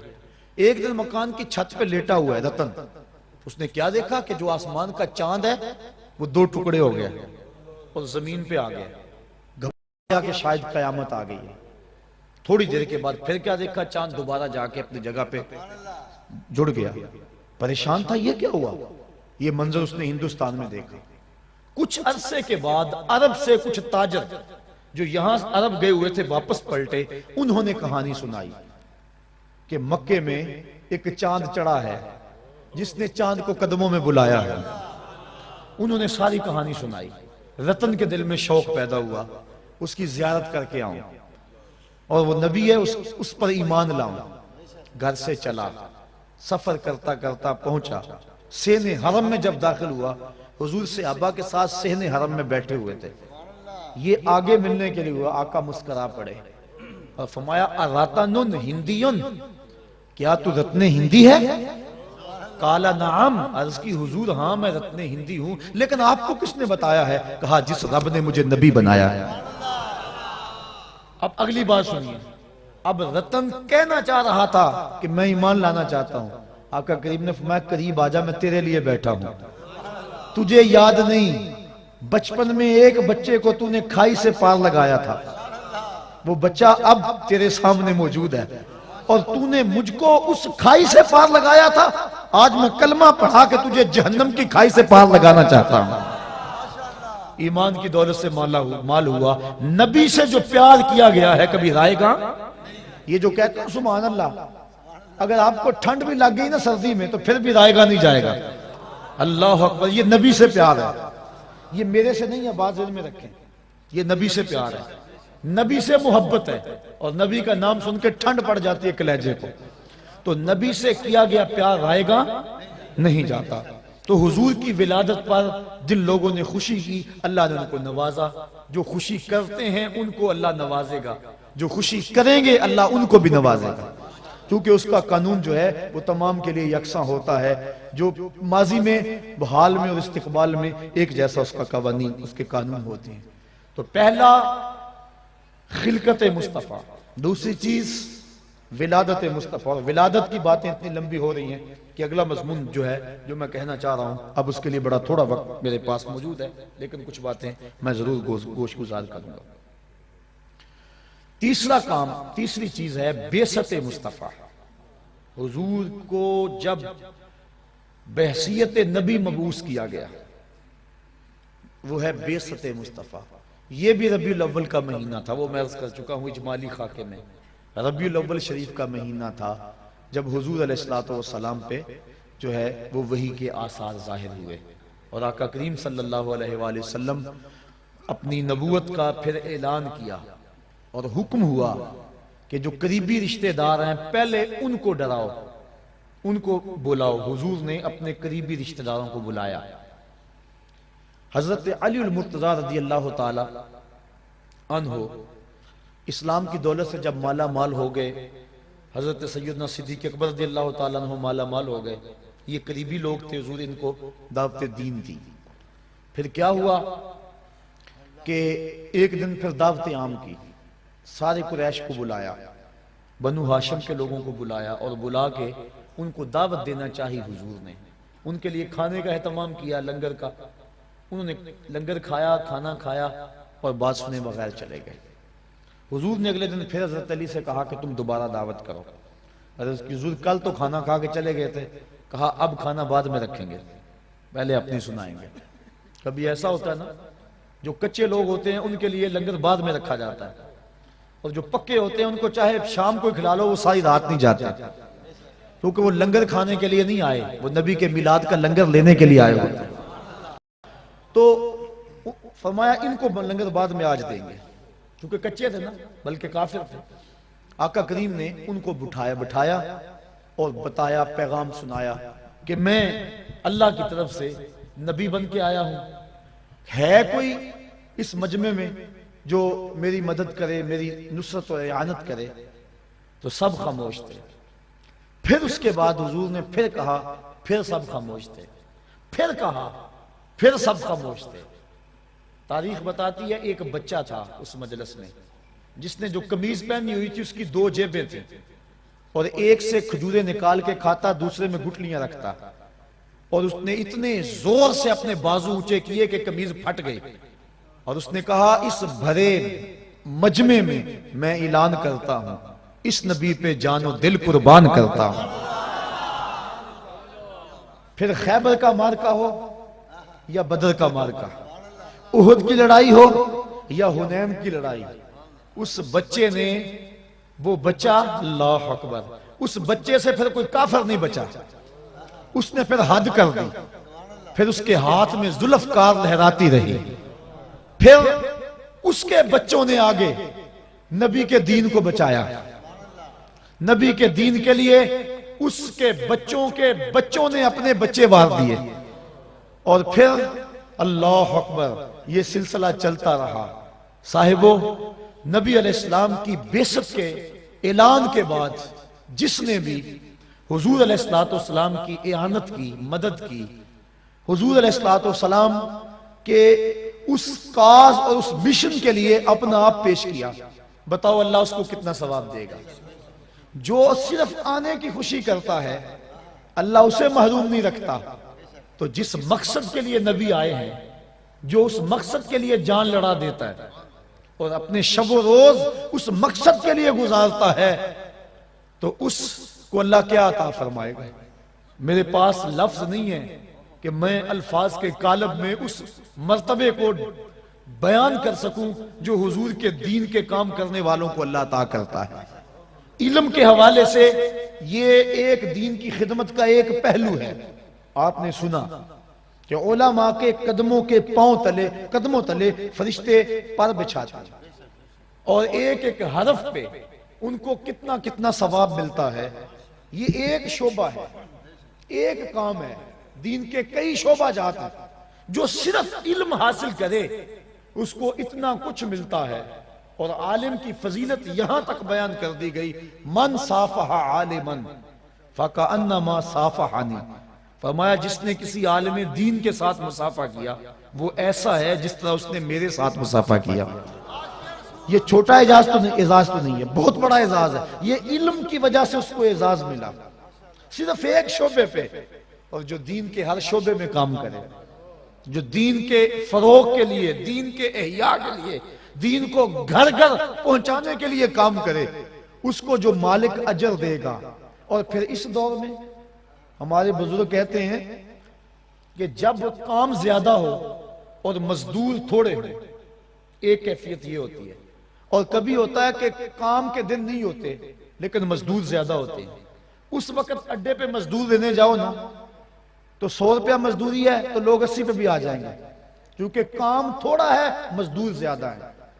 اور جب کام زیادہ ہو تو مزدور تھوڑے ہوں تو پھر اس وقت پھر مزدور کی مرضی پہ جو ہے وہ صلہ ملتا ہے، مزدوری ملتی ہے۔ آج کام زیادہ ہے، مزدور تھوڑے ہیں۔ آج نبی کے دین کا کام زیادہ ہے اور مزدور بہت تھوڑے ہیں، خال خال نظر آتے ہیں۔ آج اگر کوئی نبی کے دین کی مزدوری کرے گا پھر اس کی مرضی کے مطابق خدا نواز دے گا۔ اللہ کہے گا جو مانگنا ہے مانگ لے، میں تیری جھولیاں بھر دوں گا۔ آج نبی کی بعثت وہ ایک الگ مضمون تھا، چونکہ میرے سے وہ مضمون رہ گیا ہے، اب وقت کی نزاکت میرے پاس اتنی نہیں ہے کہ اس کو بیان کروں۔ آخری چند باتیں آپ کے سامنے رکھنا چاہوں گا۔ نبی علیہ السلام جو مبعوث کیے گئے، ایک تو نبی کے منصب تھے اور نبی کے فرائض تھے کہ نبی نے کیا کرنا تھا، امت کو کیا دینا تھا۔ حضور نے جو دینا تھا اس کو حق ادا کر دیا۔ وہ ایک لمبی طویل فہرست ہے کہ کیا کیا ذمہ داریاں تھی نبی کی، اللہ نے کیا لگائیں اور نبی نے کہاں تک ان ذمہ داریوں کو پورا کیا۔ وہ ایک بات عرض کر کے اپنی بات کو آگے بڑھا دوں، اس سے بڑی اور کیا بات ہو سکتی ہے۔ حجۃ الوداع کے موقع پہ 1,44,000 کا مجمع حضور کے سامنے تھا۔ یہ حضور کی 23 سالہ کی محنت ہے۔ اللہ اکبر، 23 سال میں پہلے 40 سال بھی شامل ہیں، کیونکہ کردار ان 40 سالوں میں پیش کیا، پھر اس کردار کو اپنی نبوت کی گواہی بنایا، اور پھر 23 سال محنت کی، اور لوگوں کے سامنے جو ہے وہ دین رکھا. 1,44,000 حج پہ تھے جو گھروں میں تھے, ان کا اندازہ نہیں ہے کہ وہ کتنے تھے. آقا کریم کی کمائی آقا کے سامنے بیٹھی ہوئی ہے. حضور نے صحابہ سے مخاطب ہو کے کہا کہ میں نے, مالک نے میرے ذمے جو کام لگایا تھا میں نے اس کام کو ادا کر دیا. وہ پیغام جو میں نے تمہیں پہنچانا تھا کیا میں نے پہنچا دیا؟ اللہ اکبر. صحابہ نے کیا کہا؟ بیک زبان ہو کر, جو چیز حقیقت ہو وہاں بندہ بیک زبان ہو جاتا ہے, ورنہ کوئی کہے اس کے کہنے پہ باقی بھی ساتھ شامل ہو جاتے ہیں, لیکن جو حقیقت ہو اس حقیقت کا انکار نہیں ہوتا. سب نے بیک ہو زبان ہو کا ادیتا و نصحتا. حضور آپ نے حق ادا کر دیا. انہوں نے دیکھا تھا اس دین کے لیے نبی علیہ السلام کبھی طائف کے بازاروں میں کھڑے ہیں, کبھی ذل مجار کی منڈی میں کھڑے ہیں, کبھی عکاظ کے میلے میں کھڑے ہیں, کبھی اللہ کے حبیب مکے کی طرف آنے والے راستوں میں کھڑے ہیں, کبھی حج کے موقع پہ لوگوں کے اندر جا کے ان کو پیغام دین دے رہے ہیں. مصطفیٰ کریم کے لیے کبھی گڑھے کھود رہے ہیں, کبھی کانٹے بچھ رہے ہیں, کبھی اوجریاں ڈالی جا رہی ہیں. حضور نے جن راہوں پہ چل کے آنا ہوتا ہے انہی راہوں پہ کانٹے بچھاتے ہیں. حضور گھر سے نکلتے ہیں, کانٹے اٹھاتے جاتے ہیں, پیغام حق سناتے چلے جاتے ہیں. کوئی لاؤ تو صحیح ایسا, لاؤڈ سپیکر صحیح نہ ہو تو میں تقریر مختصر کر دوں, مجمع تھوڑا ہو تو میں بگڑ جاؤں, لوگ سبحان اللہ نہ کہے تو میں ناراض ہو جاؤں, مجھے تقریر کے بعد نظر نہ ملے, نیاز نہ ملے, نذرانہ نہ ملے, دوبارہ وہاں کا رخ نہ کروں, مجھے کھانا نہ صحیح طرح دے, میں ان کے 100 عیب گنواؤں. یہ میرا اشتہار پہ نام چھوٹا ہے تو میں گلی گلی جو ہے ان کی تضحیق کروں کہ انہوں نے میری تذلیل کی ہے. میں تو اشتہار پہ نام ہے اس نام پہ لڑتا ہوں. میں تو بعد میں مٹھی گرم نہ ہو تو اس پہ لڑائی کرتا ہوں. میں تو لوگ تھوڑے ہوں تو اس پہ لڑتا ہوں. میں تو مجمع صحیح ذوق والا نہ ہو تو میں کہتا ہوں آج تقریر کا لطف نہیں آیا. میں تقریر کے لطف پر روتا ہوں. نبی کانٹوں بچھے ہوئے کانٹوں میں کھڑا ہو کے تبلیغ کرتا ہے تو کیوں نہ کہتے ادیتا و نصحتا. حضور آپ نے حق ادا کر دیا. پھر پوچھا دوبارہ, کہا میرے مالک نے میرے ذمہ جو کام لگایا تھا بتاؤ میں نے وہ کام پورا کر دیا کہ نہیں کر دیا؟ پھر کہا ادیتا و نصحتا, آپ نے حق ادا کر دیا. اللہ اکبر. پھر پوچھا, اللہ اکبر. پھر کہا یہ صحابہ کہہ رہے ہیں. آج کا ایک مولوی جو گلی گلی جس کی کیسٹیں چلتی ہیں, آج وہ کہتا ہے کہ نبی تو جزیرۃ العرب سے باہر نہ نکلے. تبلیغی جماعت والو تم پوری دنیا کے کونے کونے پہ جا رہے ہو, کیا بول رہے ہیں؟ سنو نبی کو, تم تو کافروں کو مشرک بناتے ہو. یہ نبی ہیں, مصطفیٰ کریم کو سارے صحابہ 1.25 لاکھ لوگ کہہ رہے ہیں ادیتا و نصحتا, تو نے حق, آپ نے حق ادا کر دیا حضور. پھر آقا نے پوچھا تیسری مرتبہ, پھر یہی کہا. پھر مالک نے کہا میرے مالک, مصطفیٰ نے کہا میرے مالک دیکھ تیرے بندے کیا گواہی دے رہے ہیں, دیکھ تیرے بندے کیا گواہی دے رہے ہیں, دیکھ تیرے بندے کیا گواہی دے رہے ہیں. اور ساتھ ہی سورہ نصر اللہ والفتح ورأیت الناس يدخلون فی دین اللہ افواجا یا الیوم اکملت لکم دینکم, یہ آیت کریمہ اتری. تو آقا کریم صلی اللہ علیہ وسلم پر یہ آیت اتری تو حضرت سیدنا صدیق اکبر پھوٹ پھوٹ کے رونے لگے. کہا کہ اب حضور علیہ السلام ہم سے رخصت ہوا جا رہے ہیں. اور آقا کریم نے پھر آخری جو خطبہ حجۃ الوداع کے موقع پہ جملے ارشاد فرمائے, فرمایا لوگو میں تمہیں نماز کی وصیت کرتا ہوں, 2 کمزوروں کے بارے میں اللہ سے ڈراتا ہوں, ایک بیوی اور دوسرے غلاموں کے بارے میں. اور پھر حضور نے صحابہ سے مخاطب ہو کے کہا یہ جو پیغام میں نے تمہارے تک پہنچایا ہے اب اس کو آگے تم نے پہنچانا ہے. اپنی ذمہ داری میں پوری کر چکا, اب یہ ذمہ داری تمہارے کندھوں پہ آ گئی, اب تم اس کو پہنچاؤ آگے. پھر صحابہ نے پہنچانے کا انہوں نے بھی حق ادا کیا, تابعین نے بھی حق ادا کیا. ایک مجاہد گھوڑے کی باگ پکڑے ہوئے اللہ کے دین کی دعوت دیتا ہوا بڑھ رہا ہے, حتیٰ کہ دلدل آ گئی, آگے پانی آ گیا تو اس نے گھوڑے کی باگ کو کھینچا اور آسمان کی طرف دیکھ کے کہا میرے مالک میرے تو جذبے جوان تھے, کیا کروں تیری زمین ہی ختم ہو گئی ہے. انہوں نے حق ادا کر دیا, تبلیغ کا حق ادا کر دیا, دنیا کے کونے کونے پہ پہنچے, دی اذانیں کبھی یورپ کے کلیساؤں میں, کبھی افریقہ کے تپتے ہوئے صحراؤں میں, دشت و دشت دریا بھی نہ چھوڑے ہم نے, بحر ظلمات میں دوڑا دیے گھوڑے ہم نے. اس انداز کے ساتھ حضور علیہ الصلوۃ والسلام آگے بڑھے اور حضور کے غلام پھر بعد میں آگے بڑھے اور پھر غلاموں کے غلام آگے بڑھے کہ انہوں نے اس دین کو دنیا کے چپے چپے پہ پہنچا دیا۔ پھر وہ وقت بھی آیا کہ ہمارے عیاش حکمرانوں نے اس دین کو جس انداز سے لتاڑا اور دین کی قدریں جس انداز سے پامال کی، اور پھر ہمارا بیک گیئر لگ گیا، اور آج ہماری جو حالت ہے، آج ہمارا جو دکھڑا ہے وہ کسی سے مخفی نہیں ہے۔ آج ربیع الاول کی سہانی صبح ہے، ہم نے تجدید عہد کرنا ہے۔ نبی علیہ السلام کے جو فرائض تھے وہ تو حضور نے ادا کر دیے، ہماری جو ذمہ داریاں ہیں اور حضور کے جو حقوق ہیں، ایک والدین کے حقوق ہیں، ایک شیخ کے حقوق ہیں، ایک استاد کے حق ہیں، ایک رسول اللہ کے حق ہیں۔ رسول اللہ کے حق کیا ہیں؟ کہ حضور علیہ السلام پر ایمان لایا جائے۔ ایک حق حضور کا یہ ہے کہ حضور علیہ السلام پر ایمان لایا جائے اور حضور کی اتباع کی جائے۔ دوسرا حق حضور سے محبت اور عشق کیا جائے، اور تیسرا حق حضور کی تعظیم و توقیر کی جائے، اور چوتھا حق حضور پر کثرت سے درود پڑھا جائے اور حضور کی چوکھٹ پہ حاضری دی جائے۔ اب حضور پر ایمان لانا اور حضور کی اتباع کرنا، الحمدللہ ہم سب اہل ایمان ہیں، یہ اللہ کا شکر ہے۔ اتباع والا معاملہ کمزور ہے۔ آج ابھی مجھ سے قبل اسی اسٹیج پہ بات ہو رہی تھی کہ آج ہم نام تو حضور کا لیتے ہیں، لیکن شکل و صورت سے لے کر لباس تک، وضاقتہ سے لے کر اپنی عادات تک، اپنی شادی بیاہ کی تقریبات کی رسوم سے لے کر اپنی زندگی کے کاروبار کے ہر مرحلے تک ہم غیروں کے طریقوں کو، ان کے انداز کو اپنے گلے سے لگائے ہوئے ہیں۔ آج تجدید عہد کا دن ہے۔ میرے سامنے یہ جو ہزاروں لوگ موجود ہیں، میں کبھی کبھی تو ان حالات کو دیکھ کر مایوس ہو جاتا ہوں جو کچھ دنیا پہ ہو رہا ہے۔ اللہ کی رحمت سے مایوسی کفر ہے، یہ بات ذہن میں رکھیں، لیکن افراد سے مایوس بندہ ہو سکتا ہے، کبھی کبھی ہو جاتا ہے۔ اور وہ کیا کسی شاعر نے کہا، خون کے دل آنسو ہوتا ہے، اور میں وہ ایک شعر پڑھا کرتا ہوں فارسی کا جس کا مفہوم یہ ہے کہ جب بہار نہیں تھی، جب بہار تھی اس وقت ہم نہیں تھے، اور جب ہم ہیں تو بہار نہیں ہے، اور جب ہم نہیں ہوں گے پھر بہار آ جائے گی۔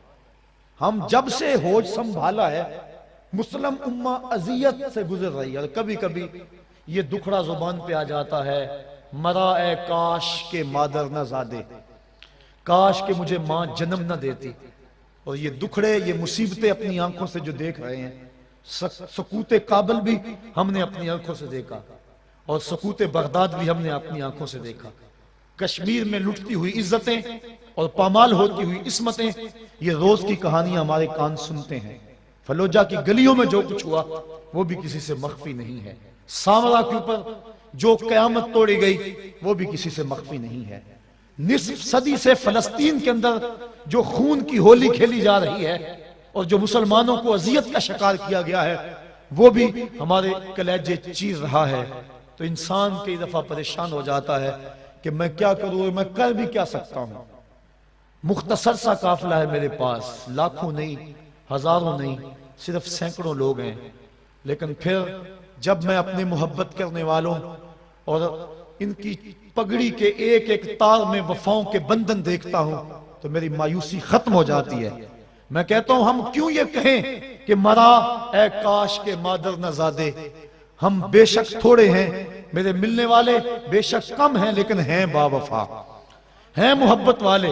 ان کی دستار کے ایک ایک پیچ میں محبتوں کی کہانیاں ہیں، اور میں کہتا ہوں ہم میدان میں آئیں گے، بحر و بر میں گونجیں گے، اور ہم تھوڑے بھی ہو کر ایک وقت آئے گا ظلم کی آنکھوں میں آنکھیں ڈال کے بات کریں گے، اور ایک وقت آئے گا کہ اس دین کی سربلندی کے لیے مصطفی فقیروں کا ایک کردار ہوگا۔ مجھے اس بات کی بڑی امید ہے، اور میں جب بالکل اس سلسلے کا آغاز کیا تھا، جو میرے پرانے ساتھی ہیں وہ جانتے ہیں، بالکل 2 4 10 ساتھی تھے، اور اس وقت میں نے اپنے ساتھیوں سے کسی موقع پہ کہا تھا اور کسی فورم پہ میں نے کہا تھا کہ امیر شہر سے حساب لیں گے پائی پائی کا، امیر شہر سے حساب لیں گے پائی پائی کا، غریب شہر کے بچے جوان تو ہونے دو۔ اب غریب شہر کے بچے جوانی کی دہلیز پہ قدم رکھ چکے ہیں، ان کے سروں پہ سجی ہوئی پگڑیاں، ان سے نکلتا ہوا نور اور حضور کی محبتوں میں بہتے ہوئے آنسو، اور اسٹیج پر نبی کے نام کے نعرے اور پنڈال میں نبی کے نام کی گونج۔ آج یہ ساری گونج، سارے نعرے، سارے آنسو، ساری محبتیں، یہ وفاؤں کا سارا سلسلہ تجدید عہد کا ذریعہ بنے۔ اور آج کے بعد حسب سابق بھی میں نے 10 محرم کو جو وعدہ لیا، اور اس وعدے کے نتیجے کے اندر میں نے جگہ جگہ درس قرآن کے پھیلے ہوئے نیٹ ورک اور درس قرآن کے جگہ جگہ پھیلے ہوئے سلسلوں میں دوستوں کی محبت، ان کی دیوانگی اور ان کا پیار دیکھا۔ اور آپ یقین جانیے گا کہ اگر 2 گنا حاضری نہیں ہوئی تو 1.5 گنا حاضری ضرور ہو گئی اس وعدے کے بعد۔ آج ربیع الاول کی سہانی گھڑیاں ہیں، وہ لمحے قریب آ رہے ہیں جن کی جرمت میں نبیوں کا تاجور دنیا پہ جلوہ گر ہوا تھا، اور وہ رحمت کی برسات ہو رہی ہے، اور یہ ساری رات رحمتوں کی برسات کی رحمت ہے، اللہ کی رحمتوں کا نزول ہو رہا ہے۔ آپ ہزاروں لوگ میرے سامنے موجود ہیں، اور یہ اجنبی لوگ نہیں ہیں، یہ وہ لوگ ہیں جو میرے ساتھ محبتوں کا سلسلہ اس لیے رکھتے ہیں کہ میرا تعلق قرآن سے ہے اور صحاب قرآن سے ہے۔ گلی گلی قرآن کو اپنے سر پہ اٹھائے گھومتا ہوں اور قرآن کا پیغام لے کر گلی گلی جاتا ہوں۔ 10 محرم کو ایک وعدہ لیا تھا اور پورے زور سے آپ نے اس وعدے کا جواب دیا، اور لوگوں نے اس وعدے پہ لبیک کہا، اور اس کا عملی اظہار بھی میں نے دیکھا۔ آج مصطفیٰ جان رحمت پہ چھم چھم برستی اس سہانی گھڑیوں کے حسین لمحوں کے اندر وہی وعدہ آپ سے دہرانا چاہتا ہوں۔ میرا ہر بار کوئی نیا وعدہ نہیں ہوتا، آج پھر وہی وعدہ ہے، اور یہ وعدہ آپ نے زبان سے نہیں دل کی اتھاہ گہرائیوں سے کرنا ہے، اور زبان سے قوت سے اس وعدے کی پختگی پر مہر لگانی ہے، اور آپ کی یہ آواز ہوا کے دوش پہ گنبد خضرا کے مکین تک بھی پہنچ رہی ہے، اور مصطفیٰ کریم تمہارے اس منظر کو دیکھ رہے ہیں۔ اور آج میں کہہ رہا تھا، سوچ رہا تھا، جب یہاں یہ نوجوان مصطفیٰ جان رحمت کے نغمے الاپ رہے تھے، اور یہ کس شہنشاہ آمد کی جو ہے وہ آمد ہے، کس کے شہنشاہ والا کی آمد ہے، پکارو یا رسول اللہ، اور آپ کھڑے تھے، ہاتھ لہرا رہے تھے، اور میں اس وقت سوچ رہا تھا، میں نے پچھلے بھی ایک دن کہا تھا کہ ڈنمارک کے پاس اور مغرب کے پاس سیٹلائٹ کا انتظام ہے، اور ان کے پاس جو ہے وہ نظام ہے، بڑا مربوط نظام ہے۔ وہ ذرا ادھر دیکھے تو صحیح، پاکستان کے چپے چپے پہ، عالم اسلام کے گوشے گوشے میں دیکھ مصطفیٰ کے نعرے لگ رہے ہیں۔ کون ہے مصطفیٰ کی عظمت کو گھٹانے والا؟ جس کے سر پہ وَرَفَعْنَا لَكَ ذِكْرَكَ کا تاج خدا نے رکھا ہو، جس کی عظمتوں کی گواہی خدا نے دی ہو، اور جس کو اتنی بلندیاں دی کہ قدموں کی چاپ فراز عرش پر گونجتی رہی۔ حضرت عیسیٰ جس کے نالین کے تسمے کھولنے کی سعادت کے لیے آرزو اور تمنائیں کرتے رہے، وہ کتنا بلند ہے، کتنا بالا ہے، کتنا اونچا نبی ہے۔ تو آج ہم نے آج کے اس مبارک دن تجدید عہد کرنی ہے۔ آج کے بعد ہم نے اللہ رسول سے وعدہ کرنا ہے، ہم جئیں گے تو اللہ کے لیے، ہم مریں گے تو دین کے لیے، اور زندگی کی آخری سانس تک رسول اللہ کے وفادار رہیں گے۔ یہ آج ہمارا تجدید عہد ہے۔ آج دوبارہ ہم یہ وعدہ کرتے ہیں، اور یہ وعدہ آپ میرے سے نہیں کر رہے، اور یہ وعدہ میں بھی کر رہا ہوں، اور میں آپ سے نہیں کر رہا، میں اور آپ دونوں مصطفیٰ جان رحمت سے وعدہ کر رہے ہیں۔ آج جو کچھ ہو رہا ہے اور جو ضرورت ہے، میں پھر وہی بات کہوں گا، میرے رسول کے غلاموں، مصطفیٰ کو دین کے لیے مزدوروں کی ضرورت ہے۔ کیا مصطفیٰ کے دین کے لیے مزدوری کرو گے؟ کیا 8 گھنٹے ڈیوٹی دو گے یا 24 گھنٹے ڈیوٹی دو گے؟ آج ان ہواؤں کو، ان فضاؤں کو، سحر کے ان لمحوں کو، اور گنبد خضرا کے مکین کو گواہ بنا کے اپنے مالک سے وعدہ کرو کہ میرے مالک، ہم تیرے دین کے لیے جو ہے وہ ڈیوٹی کریں گے، تیرے دین کی مزدوری کریں گے، ہم جیئیں گے تو تیرے لیے، ہم مریں گے تو تیرے دین کے لیے، اور زندگی کی آخری سانس تک تیرے رسول کے وفادار رہیں گے۔ آج کے بعد ہماری زندگی کا ایک ایک لمحہ مصطفیٰ جان رحمت پہ قربان ہوگا۔ یہ ہم تجدید عہد کرتے ہیں، اپنی شکل کو بھی، اپنی صورت کو بھی، اپنی وضاقتہ کو بھی حضور کی سنت کے مطابق ڈھال لیں۔ ربیع الاول کی سہانی گھڑیاں، پچھلے ربیع الاول کے موقع پہ 92 خوش نصیبوں نے اپنے سروں پہ حضور علیہ الصلوۃ والسلام کی سنت امامہ شریف کو سجایا تھا حضور کے نام کی مناسبت سے۔ اس مرتبہ چونکہ امامہ شریف کا ہم نے اہتمام نہیں کیا، چونکہ یہ اعزاز و اکرام آج ان حفاظ کرام کا ہے، تو آپ اپنے دل میں وعدہ کریں کہ ہم چہرے پہ مصطفیٰ کی سنت، یہ آپ وعدہ کرتے ہیں؟ زور سے کہیں۔ اللہ آپ کو سلامت رکھے، آپ کو دارین کی سعادتیں دے۔ جگہ جگہ دروس قرآن کے لیے جو مختلف جگہوں پہ کام ہو رہا ہے، اس کے منتخب لوگ یہاں پہنچے ہیں، میں سب کو مبارکباد بھی پیش کرتا ہوں، اور ان کو درس قرآن کے لیے مزید اپنی تگ و تاس کو تیز کرنے کے لیے جو ہے وہ گزارش بھی کرتا ہوں۔ آپ لوگوں کو اللہ سلامت رکھے۔ میرے ان ساتھیوں نے جنہوں نے آج کے اس اجتماع میں بھرپور محنت کی، بالخصوص میں اپنے ایک بیٹے کو کبھی نہیں بھول سکتا، آج اپنی دعاؤں میں اور اپنی باتوں میں، صوفی محمد امتیاز صاحب کو، کہ وہ اکیلا ہی ہزاروں پہ باری ہے۔ اللہ نے اس کو وہ جذبوں کی فراوانی دی اور محبتوں کا وہ سلسلہ دیا، پتہ نہیں اس کے سینے کے اندر وہ کون سی آگ ہے جس کو نہ دن بیٹھنے دیتی ہے نہ رات کو بیٹھنے دیتی ہے۔ میں کہتا ہوں میرا ایک ایک ساتھی صوفی امتیاز بن جائے۔ آج میں استاد ہو کے اس کی عظمتوں کو خراج پیش کر رہا ہوں، اور آج میں اس کے جذبوں کے سامنے، اس کی محبتوں کے سامنے اپنے آپ کو کم سمجھ رہا ہوں۔ اللہ میرے ہر جوان کو اس کے جذبوں کی قوت عطا کر دے، اور یہ مصطفی قافلہ جو سوئے مدینہ نکلا ہے، راستے کی ہر رکاوٹ کو دور کرتا ہوا، نبی کی عظمت کے نعرے لگاتا ہوا، نبی کے جھنڈے لہراتا ہوا مصطفیٰ کی چوکھٹ پہ سلامی دے گا، اور ہم دونوں ہاتھ باندھ کے مصطفیٰ جان رحمت کا بلاوا اور مصطفیٰ جان رحمت کا نعرہ لگائیں گے۔ ایک نعرہ، اس کے بعد وقت قریب ہو رہا ہے اور ہم نے حضور علیہ السلام کی بارگاہ میں ہدیہ صلاۃ و سلام پیش کرنا ہے۔ نعرہ تکبیر، نعرہ رسالت، نعرہ رسالت، نعرہ رسالت۔ آپ دل کے نہاں خانے میں بھی نبی کو پکاریں، نبی تمہاری آواز کو سنتا ہے، لیکن سحری کے یہ لمحے مصطفیٰ کریم علیہ السلام کی محبتوں اور حضور کی الفتوں کا یہ وفور، آج ہم ڈنمارک کو اور اس کے ایجنٹوں کو بھی بتانا چاہتے ہیں کہ دیکھو نبی علیہ السلام کی عظمتوں کو کوئی نہیں گھٹا سکتا۔